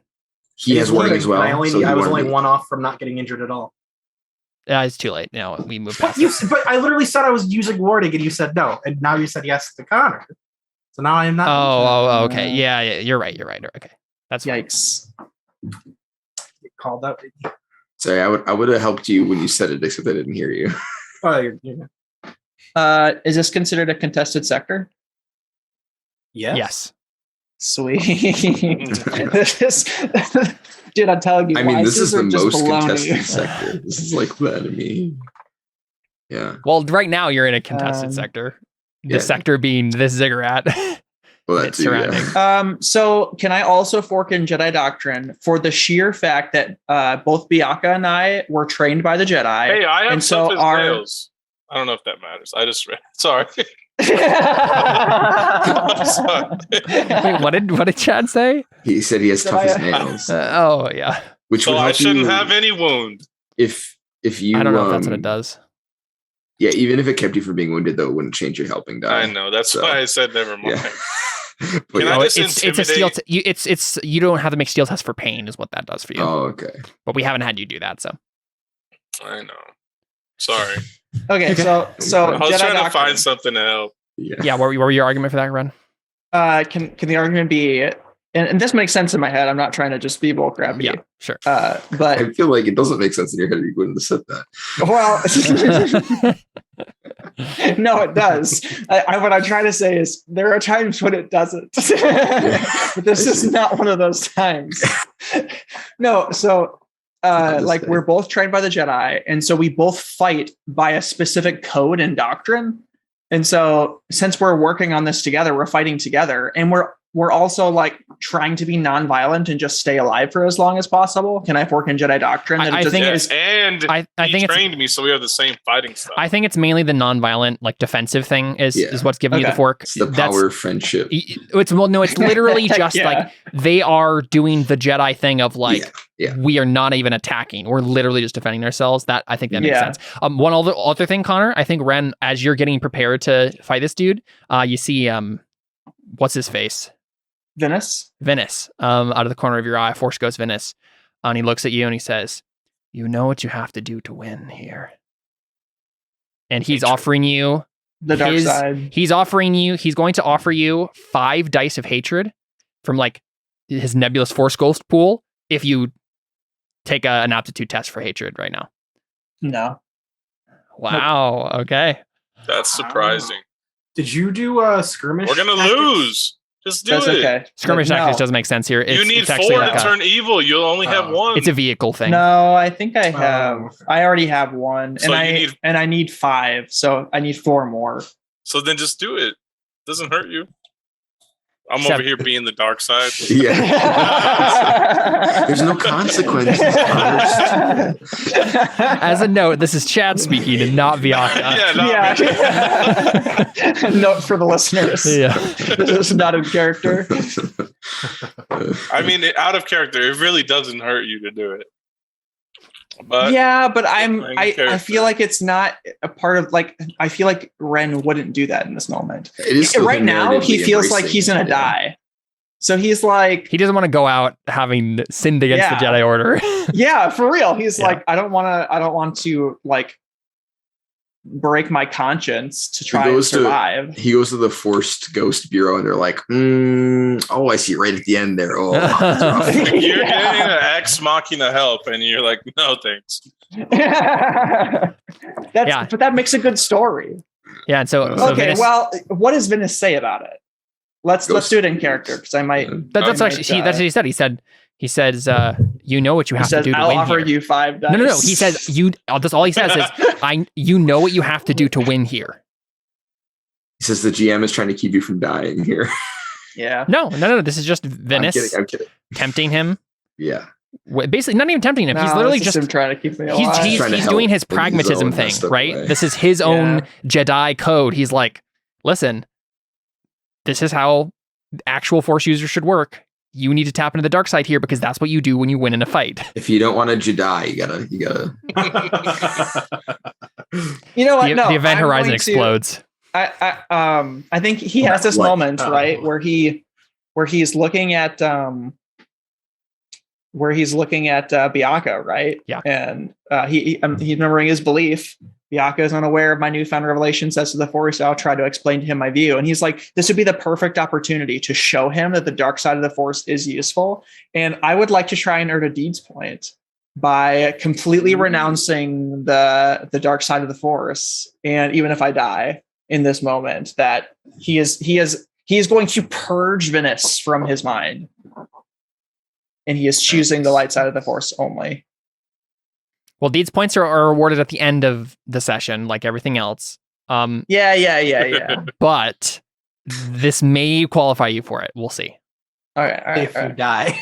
Yeah, if I die. That's gonna be the kicker. So what do you say to Venice, though, in this moment? Because the only thing he says to you is, you know what you have to do to win here. It's not about winning. It's not about killing the Sith. It's not about power.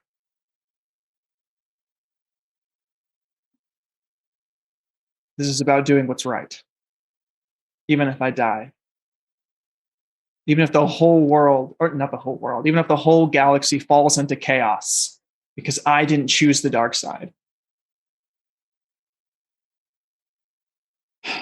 I have to trust in the Force. Venice, your counsel is no longer required.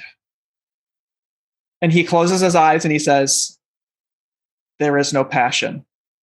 There is peace. And he opens them back up and Venice is gone. For now he is. We'll see if you actually get rid of him. Okay, fair enough. Yeah. That's cool. Cool. Okay. Go for it.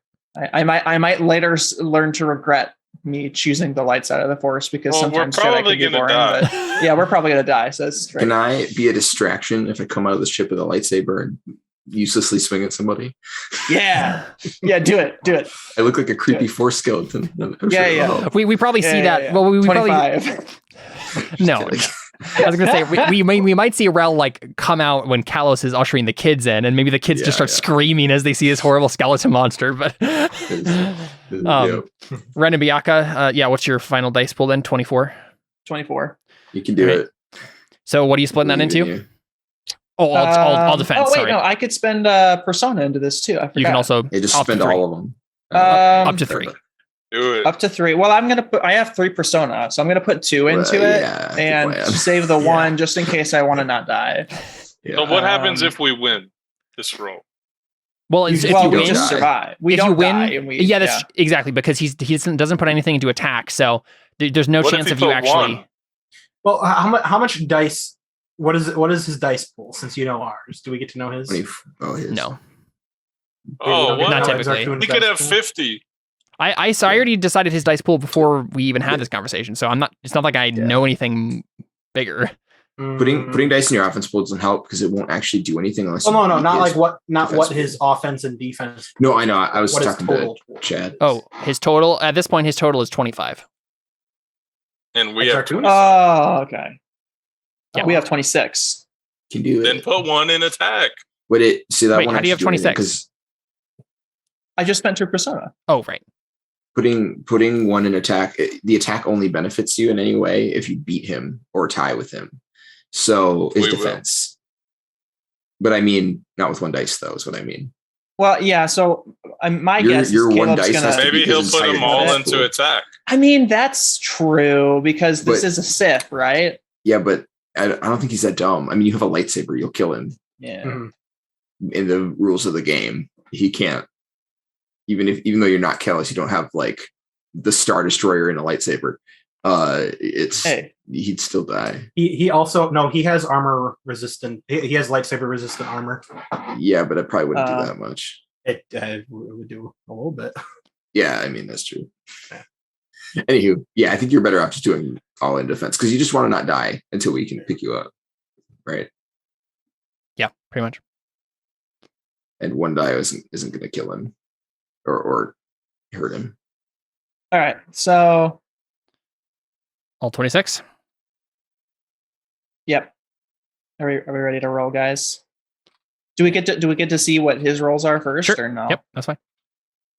I'm not going to change. Everything is going into defense. I'm locking that in, so I'm not going to try to metagame and be depending on his role. But unless we can, is there a way for is there an order of operations for that? No, it's just all at once. Pools at the same time. It's just trying to guess what they'll do. Yeah. I mean, I'll roll at the same time if you want so to. So this is his attack. There you go. I roll. Yeah, so that's 11. Oh, you rolled. So I thought he had 18 attack and 26 defense, and I was like, "Are you kidding me?" And this is his defense. We only got 11. So his defense is 5. Again, so your defense is against his attack, which is 8. Yep. Yeah. You just don't hurt him, but he doesn't hurt you either. Yeah, right. So it's literally just a stalemate, right? So that's what's his attack? 8. Yep. Yeah, and you have 11 defense, so you're fine. Yeah. So do we get this like awesome like in that one the one trailer, the one SWTOR trailer where he's like throwing rocks at him and stuff like that. Yeah, okay. That's what I wanted to be. I thought there could be more of that description. No. So he's like charging as the Sith, right? Mm-hmm. And they're in like that wood, right? Bianca and I are just like force throwing rubble at him. And he just goes pushing him back into the temple, and then we just like do one like huge force blast and like just like make him. Yeah. No. You standing, you just push him back and forth. Well, that would work too. That sounds ridiculous. It doesn't look as dramatic. So probably, what's happening here is Ren and Bianca are using their lightsabers when they have to like defend themselves as he gets too close. But you're trying to maneuver him with telekinesis and throwing things so that he eventually, he's right trying in to line. Keep him on the defense. He's right in line with the entrance to the ziggurat, and then you and Bianca just like combine your force powers for like an airbending blast just like down the corridor, and he just like rolls into the rubble, and at that point that's when you turn and just book it, right? Actually, I would like to retell how that goes. Go ahead. So me and Bianca, we do this like huge like doom, we're like stomping and do this whole like thing, and then we do this, and one pebble flies across the screen. Are you referring to the movie that I deleted from my brain? Yeah. I saw the kid strike, but there was no bending. Blind Bandit just fell out of the ring. So at this point we need a random kid to make a pilot check to vent the water from so it really all comes down to this. So we actually live, but he's still alive. Yeah, nobody died. No one did any damage to each other. To get on the ship, but can't he just fight us again? He's going to. Yeah, he's chasing after you. But a bloody versus ends the fight. So this scene, the fight is he can catch you later and fight you again. But we need to run away. So the way that it's referred to in the Burning Wheel is basically it's a stalemate, and then it moves to a different skill or stat. In this case, it's just like Ren and Bianca running. And he's going to try to catch them before the ship gets them, right? But first, we got to see if this kid is actually going to be able to vent this properly. So I'm going to make this an ob2. He got it. Very good. Thank goodness. You didn't even ask me if I could help. Caleb. It's fine. Doesn't matter. So little Anakin, little Bo Skywalker, is that what you can name him? Yeah, little Bo Skywalker. Gets up to the controls. If it starts venting things, Rel, I assume you're still in the cockpit. Yeah. I mean, depending on how much I have left to contribute, I'm probably like wasting away. But yeah, right. So you're just like in the co-pilot seat at this point, just like slowly disintegrating, and the kid just like I think the kid just starts pushing buttons and stuff because Callus told him to before he just like turns and then suddenly sees that there's just like grinning skeleton man next to him, and he's just like give him a thumbs up, and he just presses the last button. I give him a thumbs up, and my thumb just floats away. Yeah. Then we see Rel just like disintegrate into nothingness. And that's when we hear. And then like we see vents like open up in the side of the event horizon, and then water just like kind of steams out. The event horizon starts lifting up. We hear the Force theme playing in the background, all X-Wing style, right? Like the X-Wing rising on the swamp. And the ramp is still open. It's lifting out of the lake. Ren and Bianca, you're making a beeline towards the ramp. Try to jump onto the ramp. Exar Kun is dashing after you. And we see him just like as a blur, like force speed, just like, woof. What do you got? Like, where this is just speed test now. So Ren and I guess who has the lowest speed? Oh, it'd probably be HK.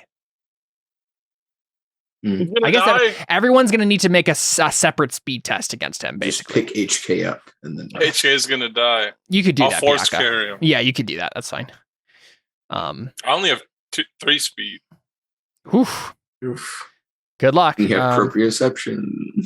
Yeah. Hopefully you do. Too. You're going to have to unload fate into that.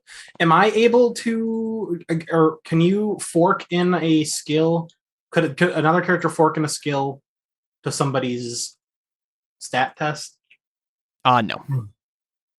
Even if it made sense? You can help them with it. If that's what you're referring to. Help. Yeah. Okay. You're not rolling, you're just helping with the die. Okay. I don't know how you would, but hey, I'm like poking out the cockpit and I'm giving them just like a little like put like the wind against their back with telekinesis. Maybe you're trying to hold him back, slow him down. Yeah, that's probably more likely. Yeah. Go ahead and you could probably stop him. So maybe everyone, Ren, Biaka, and HK. Ren, Biaka, and HK can each get an extra die from your help here. Oh, they're all rolling? They're all rolling separately because it's just who he catches, right? Well, I'm just rolling against what ob? So this is his roll. He got a 5, and he also has proprioception. So I can't even beat that. I am going to rescind what I said, and I am actually going to use this turn to charge up a surprise. No, Callus, you already said what you're doing, and I don't think you can change it now. Okay, I can't. I don't think so. No, not after you saw his high roll. That's cheap. Yeah. I just thought of a better idea, but okay, I'll stay with the +1. That makes sense. So yeah, Ren, Biaka, and then I'll roll for HK. Well, I don't think +2. Wait, so I don't get any help? You get 1 help. Oh, you get 1 help dice for me. Don't you have higher than 5 telekinesis? I got 0. Oh, I forgot about that. And you got both 3, so proprioception doesn't help you here. Yeah. Mark that challenging speed test, though. Yeah, until I die. Whatever, I'll use all 21 of my fate. Okay. You can't spend a fate point to reroll 1 failed dice on this roll. True. And since you have 21, you might as well. Like, there's 0 reason not to.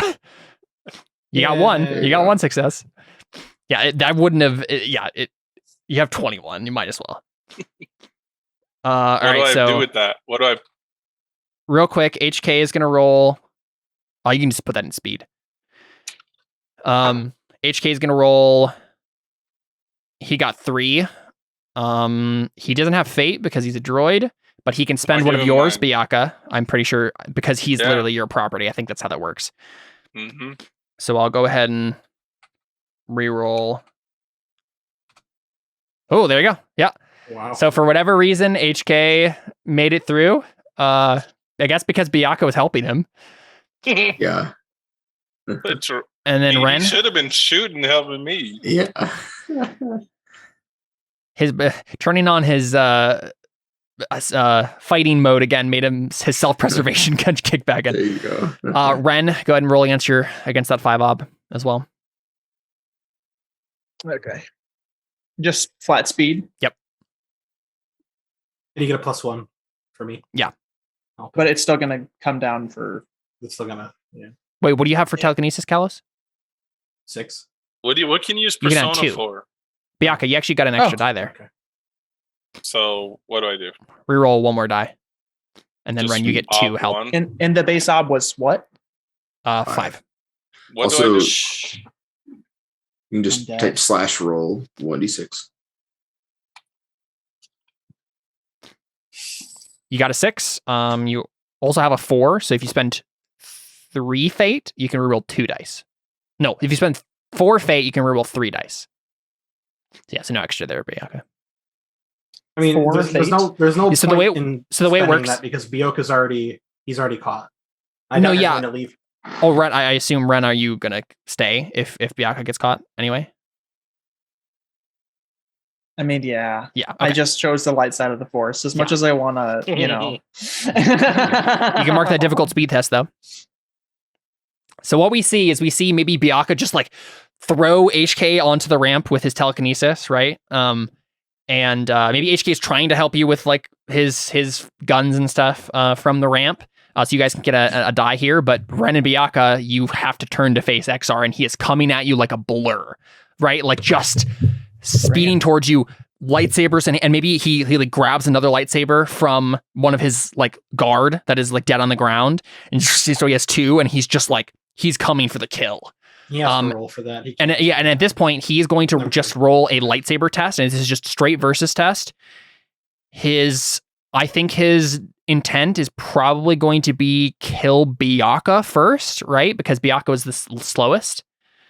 Is this not another bloody versus? Or? I don't think so. I think this is just a single versus test because he's just attempting to literally just like assassinate Biaka because he's like coming up behind him so quickly. And Biaka, as long as you have a persona point, you can survive this, right? Like it's not that you're gonna insta die. I have 4. Yeah, so you're good no matter what. But he is going to get a bunch of forks.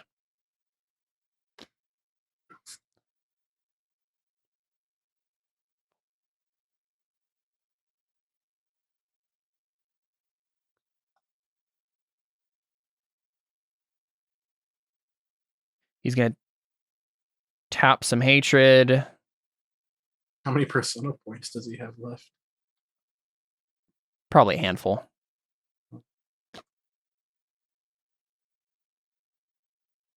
Wow, that was actually a pretty bad roll for the dice he was rolling with.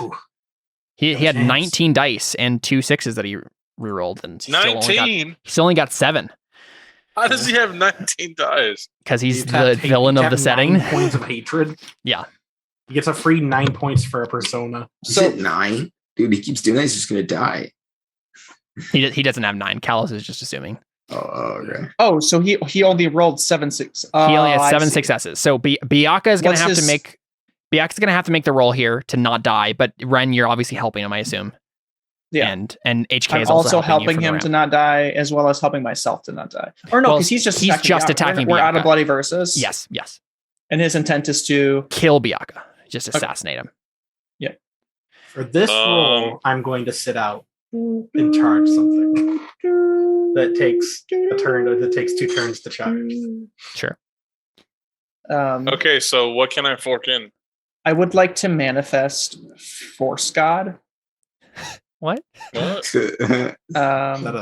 sounds so serious. Yeah. Is that like One Punch Man, but for the Force? Yeah, I'd like to be that. Use a serious punch. Chad, you can also tap a persona for all 4 of your empathy. I can? Yeah. Doesn't have to be I don't think they have to tap. I don't think they have to spend a persona to do that. Why couldn't we do that earlier? So empathy, when accomplishing the intent of a test would fulfill a need beyond your own, you may tap your empathy, allowing it to help the tested ability. When the task of a test is an act of sacrifice, you may add all your empathy dice to the ability being tested. Either way, you don't have to spend persona points. It's just if you're doing a good action. But the thing is, like, this is just to save his own skin. Yeah. It's not an empathy situation. So it's not like it was before. Yeah. Biaka, you're rolling your lightsaber. You automatically get 4 dice because of Ren and HK helping you. You can fork in meditation, telekinesis, and force tremors wise, I think. So I think a total of 7 helping dice. Ooh, yikes. Wow. I have 3 6s. Well, so the 6 is already automatically re-rolled. Because you're wounded. I always forget that. Yeah, that's the thing that's killing him here. Yeah. So you can spend 1 fate, which you might as well because you have 20, to reroll persona. No. I don't think it would help at this point. Yeah, I mean, since you have 20, yeah, there you go. Because he needs to keep some to not die. So he has 5 to 7. Why does my fate say -1? I don't know why it does that. It's just it doesn't calculate it correctly for whatever reason on that field. When you're it still did the right thing. It still did the right amount of dice. Yeah. So 5 versus 7. I think at this point you're looking at. Pretty sure that's a full, right? Because lightsaber has a 1 add. Yeah, I think it's full. What does that mean? 2 successes, so it would be 2 steps. So I think so. Yeah, because it's only a 1 for the step. Right. Yeah. Yeah. So, is it 3 steps? Is that there's mark something in superb? It's right? Mark something in superb. Yeah. Incidental. Yeah. No, it's incidental, mark, and superb. Yeah, incidental is the lowest. Right. Yeah. But yeah, I think he gets to superb, which is 1.5 times his power. So let's see.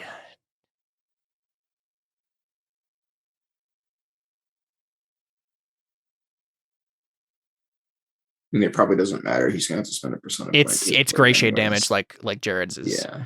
So either way, Biaka, you have 2 options here. You can take the hit, and do I die? And well, I guess you have 3 options. You can take the hit, not spend a persona, and just die. You can take the hit, spend a persona, and get a mortal wound, but have the option later where someone can heal you and you can recover. But that's going to be a long-term thing, right? Like you're going to have to recover over a long period of time, which means Biaka's probably out for the rest of the campaign, really much. The other option is you can spend a persona right now to redirect this narrative, because you failed this roll, away from this situation into something that's still bad, but isn't him cutting your head off with a lightsaber. Yeah, obviously the third one. Yeah. So what is that situation?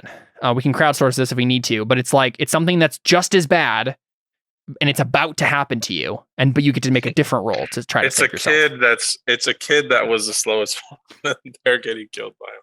I think they're all on the ship now, aren't they? I know. I think they are, yeah. Oh, yeah. One came to help him. Yeah. one brave kid rushed past. So it's not something. How about he was gonna kill me with force lightning, but I blocked it somehow, but it killed the pilot kid. So it's not something else bad happens to someone else. It's something is about to happen to you that's still bad, and you have to make a different roll. Can HK sacrifice him? I know you just said that, but HK is part of his. That's true. HK is part of his. Then I can't communicate. Oh, that's right. I mean, that's a pretty big sacrifice. I think that makes sense. He's just self-destruct. Rel can just buy you a new protocol. That's true. So That's HK true. jumps off the ship to save me. Yeah, self-destructs. So I'm trying to think of a more realistic way of this happening, because given HK's personality so far, I doubt he would come to Biaka's rescue like this. I throw HK. Well, he's in protector mode. Yeah. You throw HK. Yes, but protector mode for HK is shoot more rockets. It's not put myself in between Biaka. He asked me, "Is this the end of my service?" Yeah. Can I make that part of his Okay. programming? This is what it is. So we see the guy speeding towards you. Biaka, you barely managed to block one lightsaber blow. Oh, by the way, you have to spend a persona for this to happen, so make sure you do that. I think it goes on health.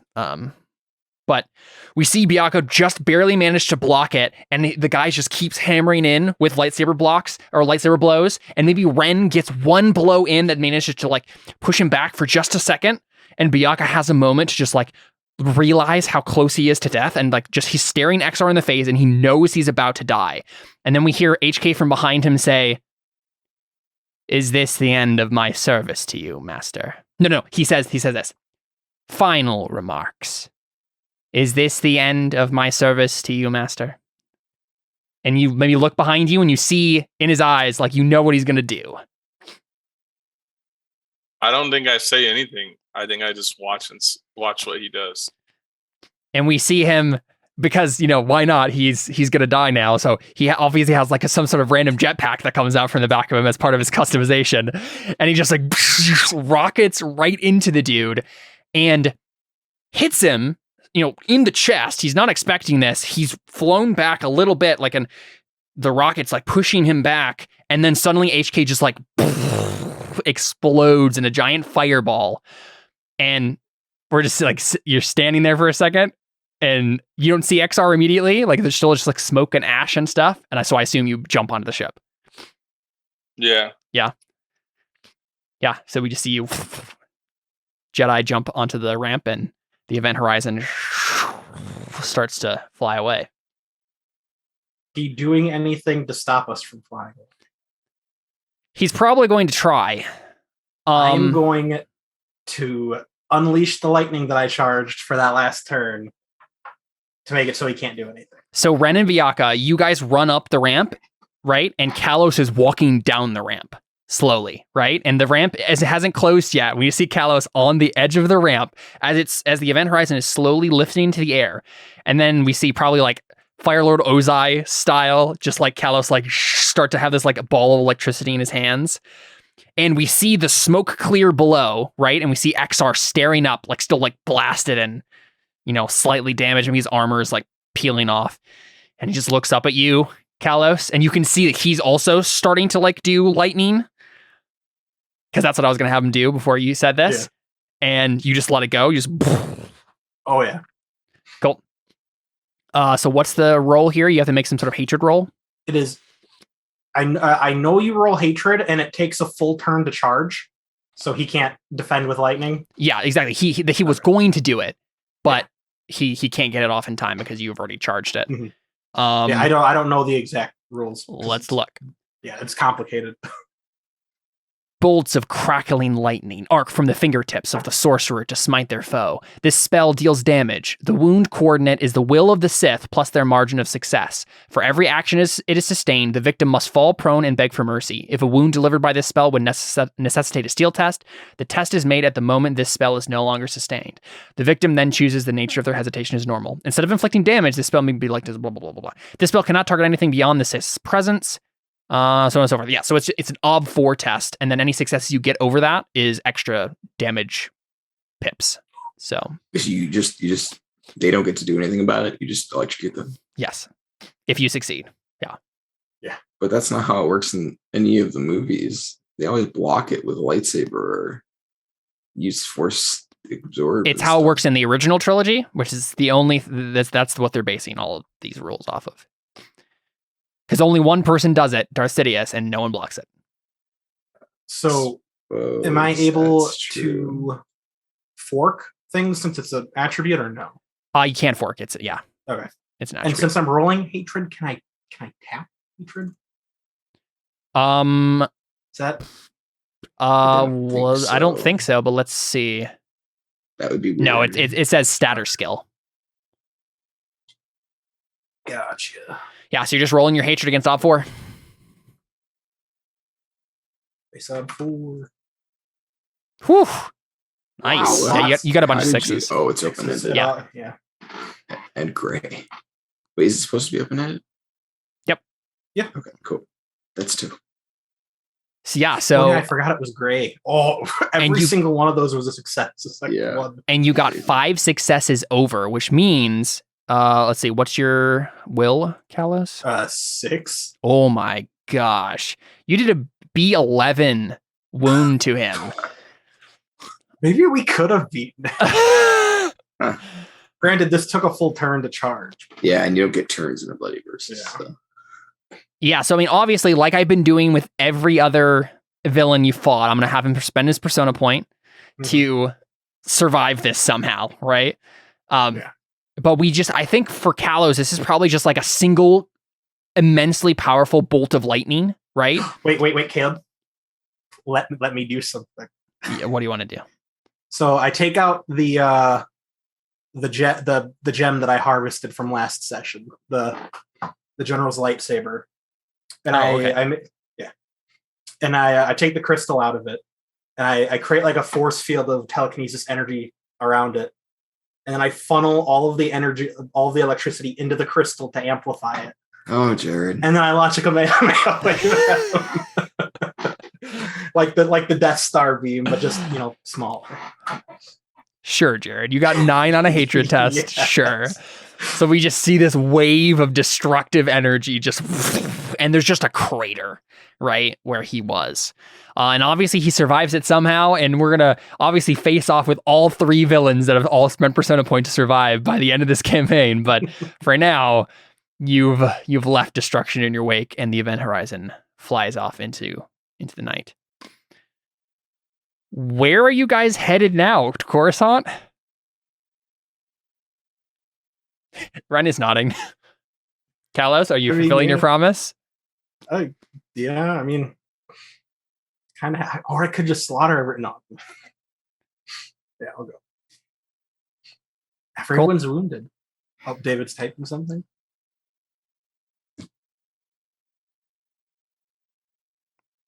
Does anyone want to have any like character conversations? I know you have some people have beliefs surrounding this, but as we see the kind of like denouement of the episode, we see the ship flying off. Obviously the Sith are going to be chasing after you, right? But I think the fact that you just like Kamehameha'd Exar Kun makes some sort of Sith fleet chasing after you kind of act like anticlimactic. So I'm not going to have you make a roll to do this, but obviously you escape and I don't think they just leave without their like Supreme Lord. And yeah, exactly. Yeah. You probably make sure he's not dead. Yeah, I mean you can do that, Rel, if you want to, but we could also just end here. It's up to you. I don't want you guys to stop because of me, but no, we should end here. Yeah. Okay. We can pick up with would take. Yeah. That seems like a good note to end it on. We can do other more like less epic things next session instead of trying to ramp down now. So let's go ahead and just do Beliefs and Instincts and get out of here. Alrighty. Ren Torin. Starting with me? What a surprise. Yeah, so that's what we do every time. And the only time I've ever been ready for it is this session. Okay, so Bianca is unaware of my newfound revelations as to the Force. I will try to explain to him my view. I think I successfully explained to him my view. You didn't explain. I rejected the dark side of the Force. I don't know that. You can take a fate point. Yeah, you do. You could tell by the way I was fighting. No, I got a deeds point, Caleb. I don't think you did. I have rejected the dark side of the Force. This path that I was going on. So this is the thing, had Ren, like 5 different beliefs about. You said you rejected the dark side of the Force. It is still yet to be seen. I just banished. We already said there's gonna have to be a bigger role there to actually banish him. You can't just say you banished him, right? Yeah. You made a decision to walk a different path, but you've already walked enough down it that you can't just like get rid of it in one thing. So okay. You definitely get I think you'd get the persona point for acting against this thing or whatever. Yeah, there's gonna be something like that. Yeah. But for now we'll just do the beliefs and instinct stuff. And I think you can get a fate for I will try to explain him my view, because you're working towards it. Because you figured out what your view is, right? Okay, finally. Yeah. But you haven't actually done it yet. I'm fine with that. I was really reaching for that dance point. See, this is one of those times, David. You're definitely this leading is one of towards those times. Yeah, I can see where it's headed. The Jedi are right to want Kalos back to Coruscant. I will bring Kalos to the Jedi Council. Kalos has agreed to go willingly if I help rescue these younglings. I will protect them from the Sith. You did it, Persona. That poorly written belief succeeded. Okay, Kalos must not be captured by the Sith, no matter the cost. I don't think both risked our lives. Yes, I don't think you can get a fate for it, but I don't think you can mark a persona for it until the campaign's over, because like the entire campaign is about whether or not Kalos is captured by the Sith. So, well, I meant it in this moment, right? Like, must not be captured by these Sith. I just wrote it. It says the Sith. Oh, you gotta be kidding me! No, if that was your intention, that's fine. You can. I mean, that was my intention. That's a new belief I just wrote. Yeah, I trust. Wasn't you. Like you can take a persona for it. All right, jeez Louise. You just have to change the belief now. Yeah, that's fine. Yeah. I mean, yeah, that's fine. Cool. Instincts. I can never turn. Definitely a fate for that. Definitely, I can never turn my back on those who need my help. Okay, perfect. Yeah, fate point there. Never turn my back to I'm gonna give you if you're no, I went against that by letting Kalos run away with the younglings. Exactly, but you went against it. That doesn't give you fate points, right? You faced off if you do it. What's his face? Which I thought it got me into trouble. Well, no, I guess it didn't get me into trouble. Because I trusted Kalos and it worked out fine. Yes. Okay, I see. You also didn't run from what's his nose, and he could have killed you. Who? No, so the point is, never turn my back to a Sith. Ren didn't turn his back to a Sith. Or Ren did turn his back to a Sith. He turned his back to Kalos, which means that he went against his instinct, which doesn't. Right, no, I think he's talking about. I'm talking about the guy whose name I can't remember. Exar Kun. Yeah, but the point of that one is more like, don't be betrayed by a Sith, right? Isn't that more the point? Like he stayed behind instead of running away from Exar Kun and turning his back. He stayed behind and faced him. Yeah. And he could have died. But isn't the point of that belief, Connor, more like never turn my back to a Sith because I don't trust them? I mean, instincts are. I mean, I specifically wrote that as never turn my back to a Sith because I knew I'd have a play on words later for it. Okay, you can take a fate. Fine. Thanks. Thanks. Take a fate for Haunted by Luminous Beings. Sweet. But I think the rest of it is just. I mean, most of these die traits never give you guys fate, so. No. All right, Kalos. I refuse to let the Sith put any other children through what I went through. I will free the children from the Sith's clutches. I did that. You did, yeah. Persona. Ooh.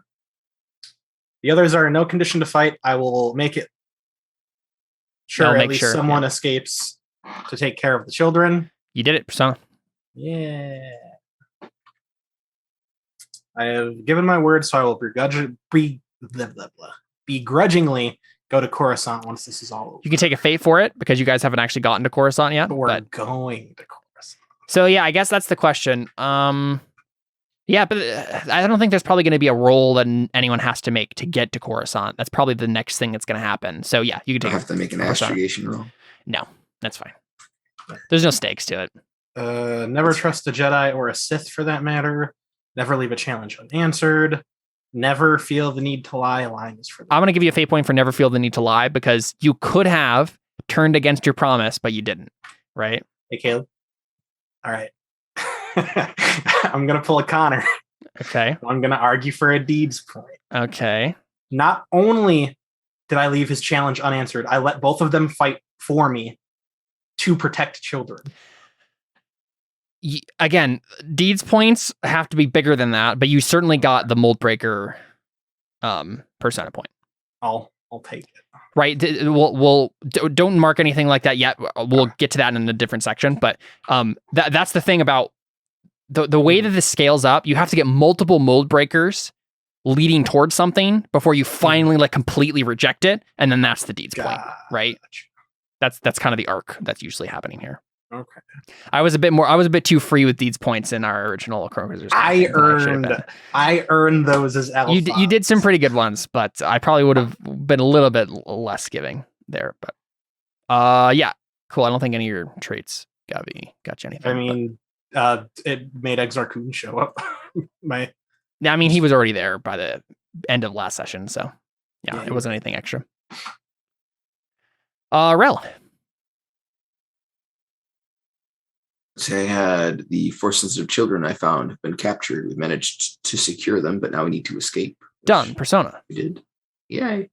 And I'm pretty sure that's it because I didn't work towards. Yeah, you were dead most of the time. Yeah, which is fine.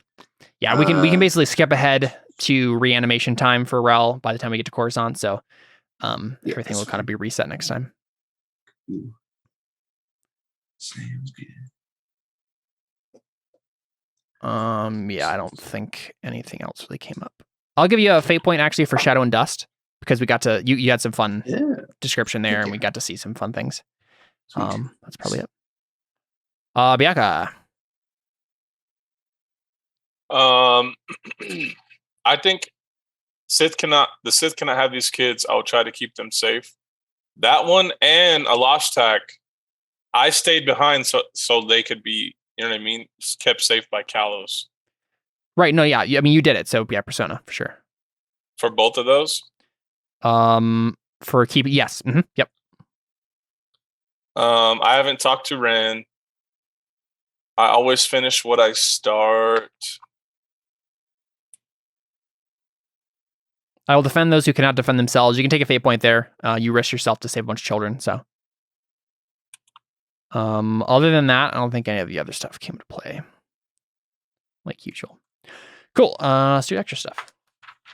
So we have, if I can find this, humor for an in-character game stopper. Anyone have a funny thing they said in character this time? never remember if pretty serious. That we laughed about were in character. I think I think it was a pretty serious session in character. Yeah. Only thing I can think of is maybe the thing with what's his face, HK. Which I guess means Biaka would get a fate point if we want to do that. If we want, why do I get one? Because of HK's funny final remarks. That's true.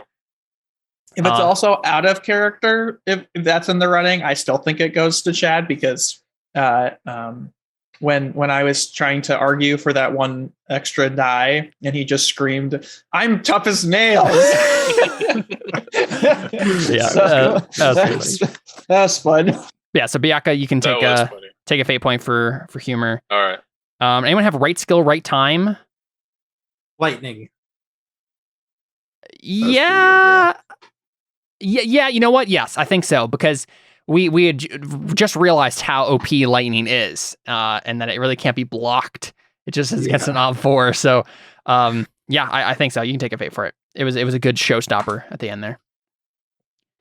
Let's see, embodiment for really good or distinctive role playing. I think. Well, honestly, I don't know if there's anything. Actually, I'm gonna give that one to Rel. Embodiment for the entire sequence with Rel being a weird inky ghost skeleton monster. That was pretty fun. Cool. But then that's a persona. Persona.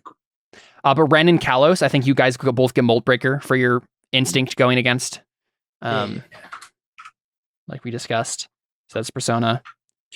And then other than that, it's just steel and empathy and hatred stuff, which I guess it's mainly just like big fight stuff. So you guys might get some steel. Some of you are close to leveling up on steel, aren't you? I need a difficult and a challenging. Yeah. I think Biaka just needs one challenging. For what? Steel. I think you just. I have tough as nails though. For steel. It's true. Let's see. Stop waiting. Man, I can never find these. Let's see. What's the biggest thing that happened tonight? Fighting the big bad guy of the universe. So I think that's probably equal to participating. Okay, so everyone who is in that fight can participate in a mass battle for Ob 5 steel test. So what do I have to do for that? What's your steel at, Biaka? 6. Your steel is 6, so that's a difficult, so you don't need another difficult. How about me almost dying? You almost died. That's the issue. You didn't actually get a mortal wound of any sort. You said your life flashed before your eyes as you realized you were about to die. Yes, but even that's not going to be higher than participating in a mass battle. So, honestly, I'm not even sure. Tried to crash into ship into somebody. Yeah, that's the thing I'm trying to find right now. That'll be an Ob 4 for you, Rel, I think. Okay, let me see what that means. I have 3 steels. So that's challenging. Okay. Actually, don't need a challenging. I need a routine. But I don't really think anything else except for that happened. You can take another Ob 4 if you need it, Kalos, for your epic lightning blast. But I think that's basically it, because it was basically just one big fight. So, what are the 7 and up ones? 7 and up is encountering intelligent, sentient, non-humanoid monstrous creatures, sustained artillery barrages, encountering the living dead, the presence of demons and angels, witnessing or suffering under sorceress. Did you encounter Rel's the living dead? Ship? You know what? That's probably true, actually. And pretty much, I think only Kalos did that, right? The others didn't, because he was disintegrated yet. So yes, you can get an Ob 8. Oh yeah, I died before. Yes, 7 gray steel. Very nice, very nice. I think that's. It'll come in handy when we roll it eventually. Okay, for me for steel, I just needed a 1 or 2 to upgrade my steel to 5. Is there anything with that? A 1 or 2. Of course, I just closed the section. Oh no, I get one every time, right? Because Jared had something of like aura of fear, and that. Oh yeah, being in the presence of a character with the dreaded trait, it's pretty much the same as aura of fear. Yeah. Okay. What difficulty is that? That's Ob 2. Okay, so steal to 5. So it was a 4. They get it twice since they're in front of just in once. my presence and okay. Yeah. And then was there any that were then all the numbers confuse me. The other ones are like news of a relative dying, weird low grade supernatural. No, were there any that were 4 or 5 or 6 and above? Anything above 4 and anything above 4? Anything above 4? Oh, well, participating in a mass battle is 5, which you already, I assume, got originally, right? Because I said that first. I didn't mark anything down. I wasn't paying attention. Oh, got it. Yeah, so that all 5 for that. Okay. But I think that's 5. I'm pretty sure that's it for you, because the only thing you did was just like fighting the battle. So yeah, I didn't see The Walking Dead or anything like that. Yep. And the last 2 things, real quick, as we finish up, is empathy and hatred. Empathy, you guys definitely did some cool empathy stuff today. Mm-hmm. I need an exact 2, I think. Yeah, I need just a 2. That's all I need. You just need a 2? Yep. What's on the 2 list? Protecting someone from physical harm. But really? But it's higher than that. It has to be higher than that, right? Like, come on. That's the way this works. Why can't it just be simple too? Why does it Because this is the thing, Ren. You're trying to skip heroism levels. You're trying to be epic hero stuff without working on your own personal problems first, right? You have to be a good person in the small things and the big things to actually be a good person. The big thing that you did was, well, could he count protecting people in helping to throw the ship away from the children so they didn't get hurt? Yeah. Because there was a lot of humming and hawing about how we were going to do that. That's pretty simple. That's fine. I agree with that. Yep. That makes sense to me. I am officially at 3 empathy, the first time I've ever increased it. And then at that point, you can take an ob. I think it's ob 5. Providing aid when the act will certainly end up costing you. Oh, okay. Yep. Because you didn't actually sacrifice your life for the greater good. But you were willing to. So. Yep. And I wouldn't need that test anyway. So. But yeah, okay, you can get the same. So ob 2 and ob 5 empathy tests. Is that it then for empathy tests? I was trying to think. I thought there was another thing, because there was the you have the thing with banishing the dark side ghost, Connor. Like, that's definitely a thing too. So if I have a 4, what do I get? That's a challenging and a routine for you. Which, yeah, you just need 1 more routine and you're leveling up.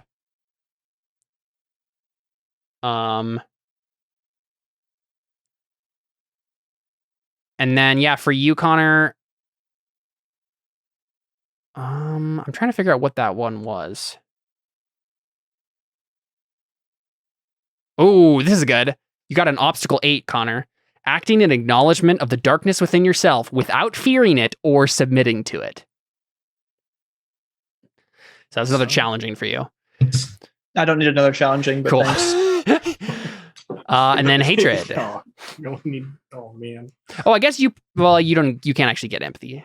Kalos, never mind. Yeah. Hatred is.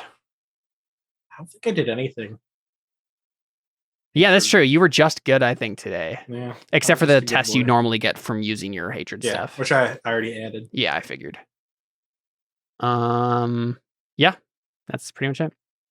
Cool. I just need to not do any routine or challenging ones. I can have 7 forever. Yeah. Well, cool. That's Lords of Hatred. I'm definitely excited to see where this will go. The guy was working with a lot of dice, so the way that it actually went down was probably the only way that it managed to shake out nicely. Yeah, if he had all of the dice guys at disposal, with him, he would have had 8 extra dice. Yeah, it's pretty wild. But yeah, we can move on to Coruscant next, and then it seems like a pretty good arc we have going here, because we can go to Coruscant next, and then obviously the last thing you're going to do is go to Korriban itself for some reason. We're going to find some reason why you have to go there, because of course. But I'm definitely excited to go to Coruscant and have some fun stuff happen there. I mean, there's probably going to be a lot less fighting there, so we'll actually get a chance to take a small breather, calm before the storm, before diving into the very last climax. I'm going to immediately shoot at the first person I see. Like all of our social skills. Yeah, exactly. Yeah. Ren and Byakuya can talk to the Jedi Masters. Ren can try to finally banish this Force ghost. Honestly, that's probably what needs to happen, Ren, right? Is you need to like go talk to the Jedi Masters, tell them what you did, and then they'll help you banish the Force ghost. An exorcism. Right? Yeah, pretty much. I mean, there's literally a life path for that. So not for exorcist, but for like being a repentant person who wants to go to the light again. All right, cool stuff. What are we looking at like for next week? Are we still good? Good. In theory, still good for next week. Cool. See, Poppy. Cool. All right, we'll be back next time with another episode of Lords of Hatred. Thanks for hanging with us. We are out. Adios.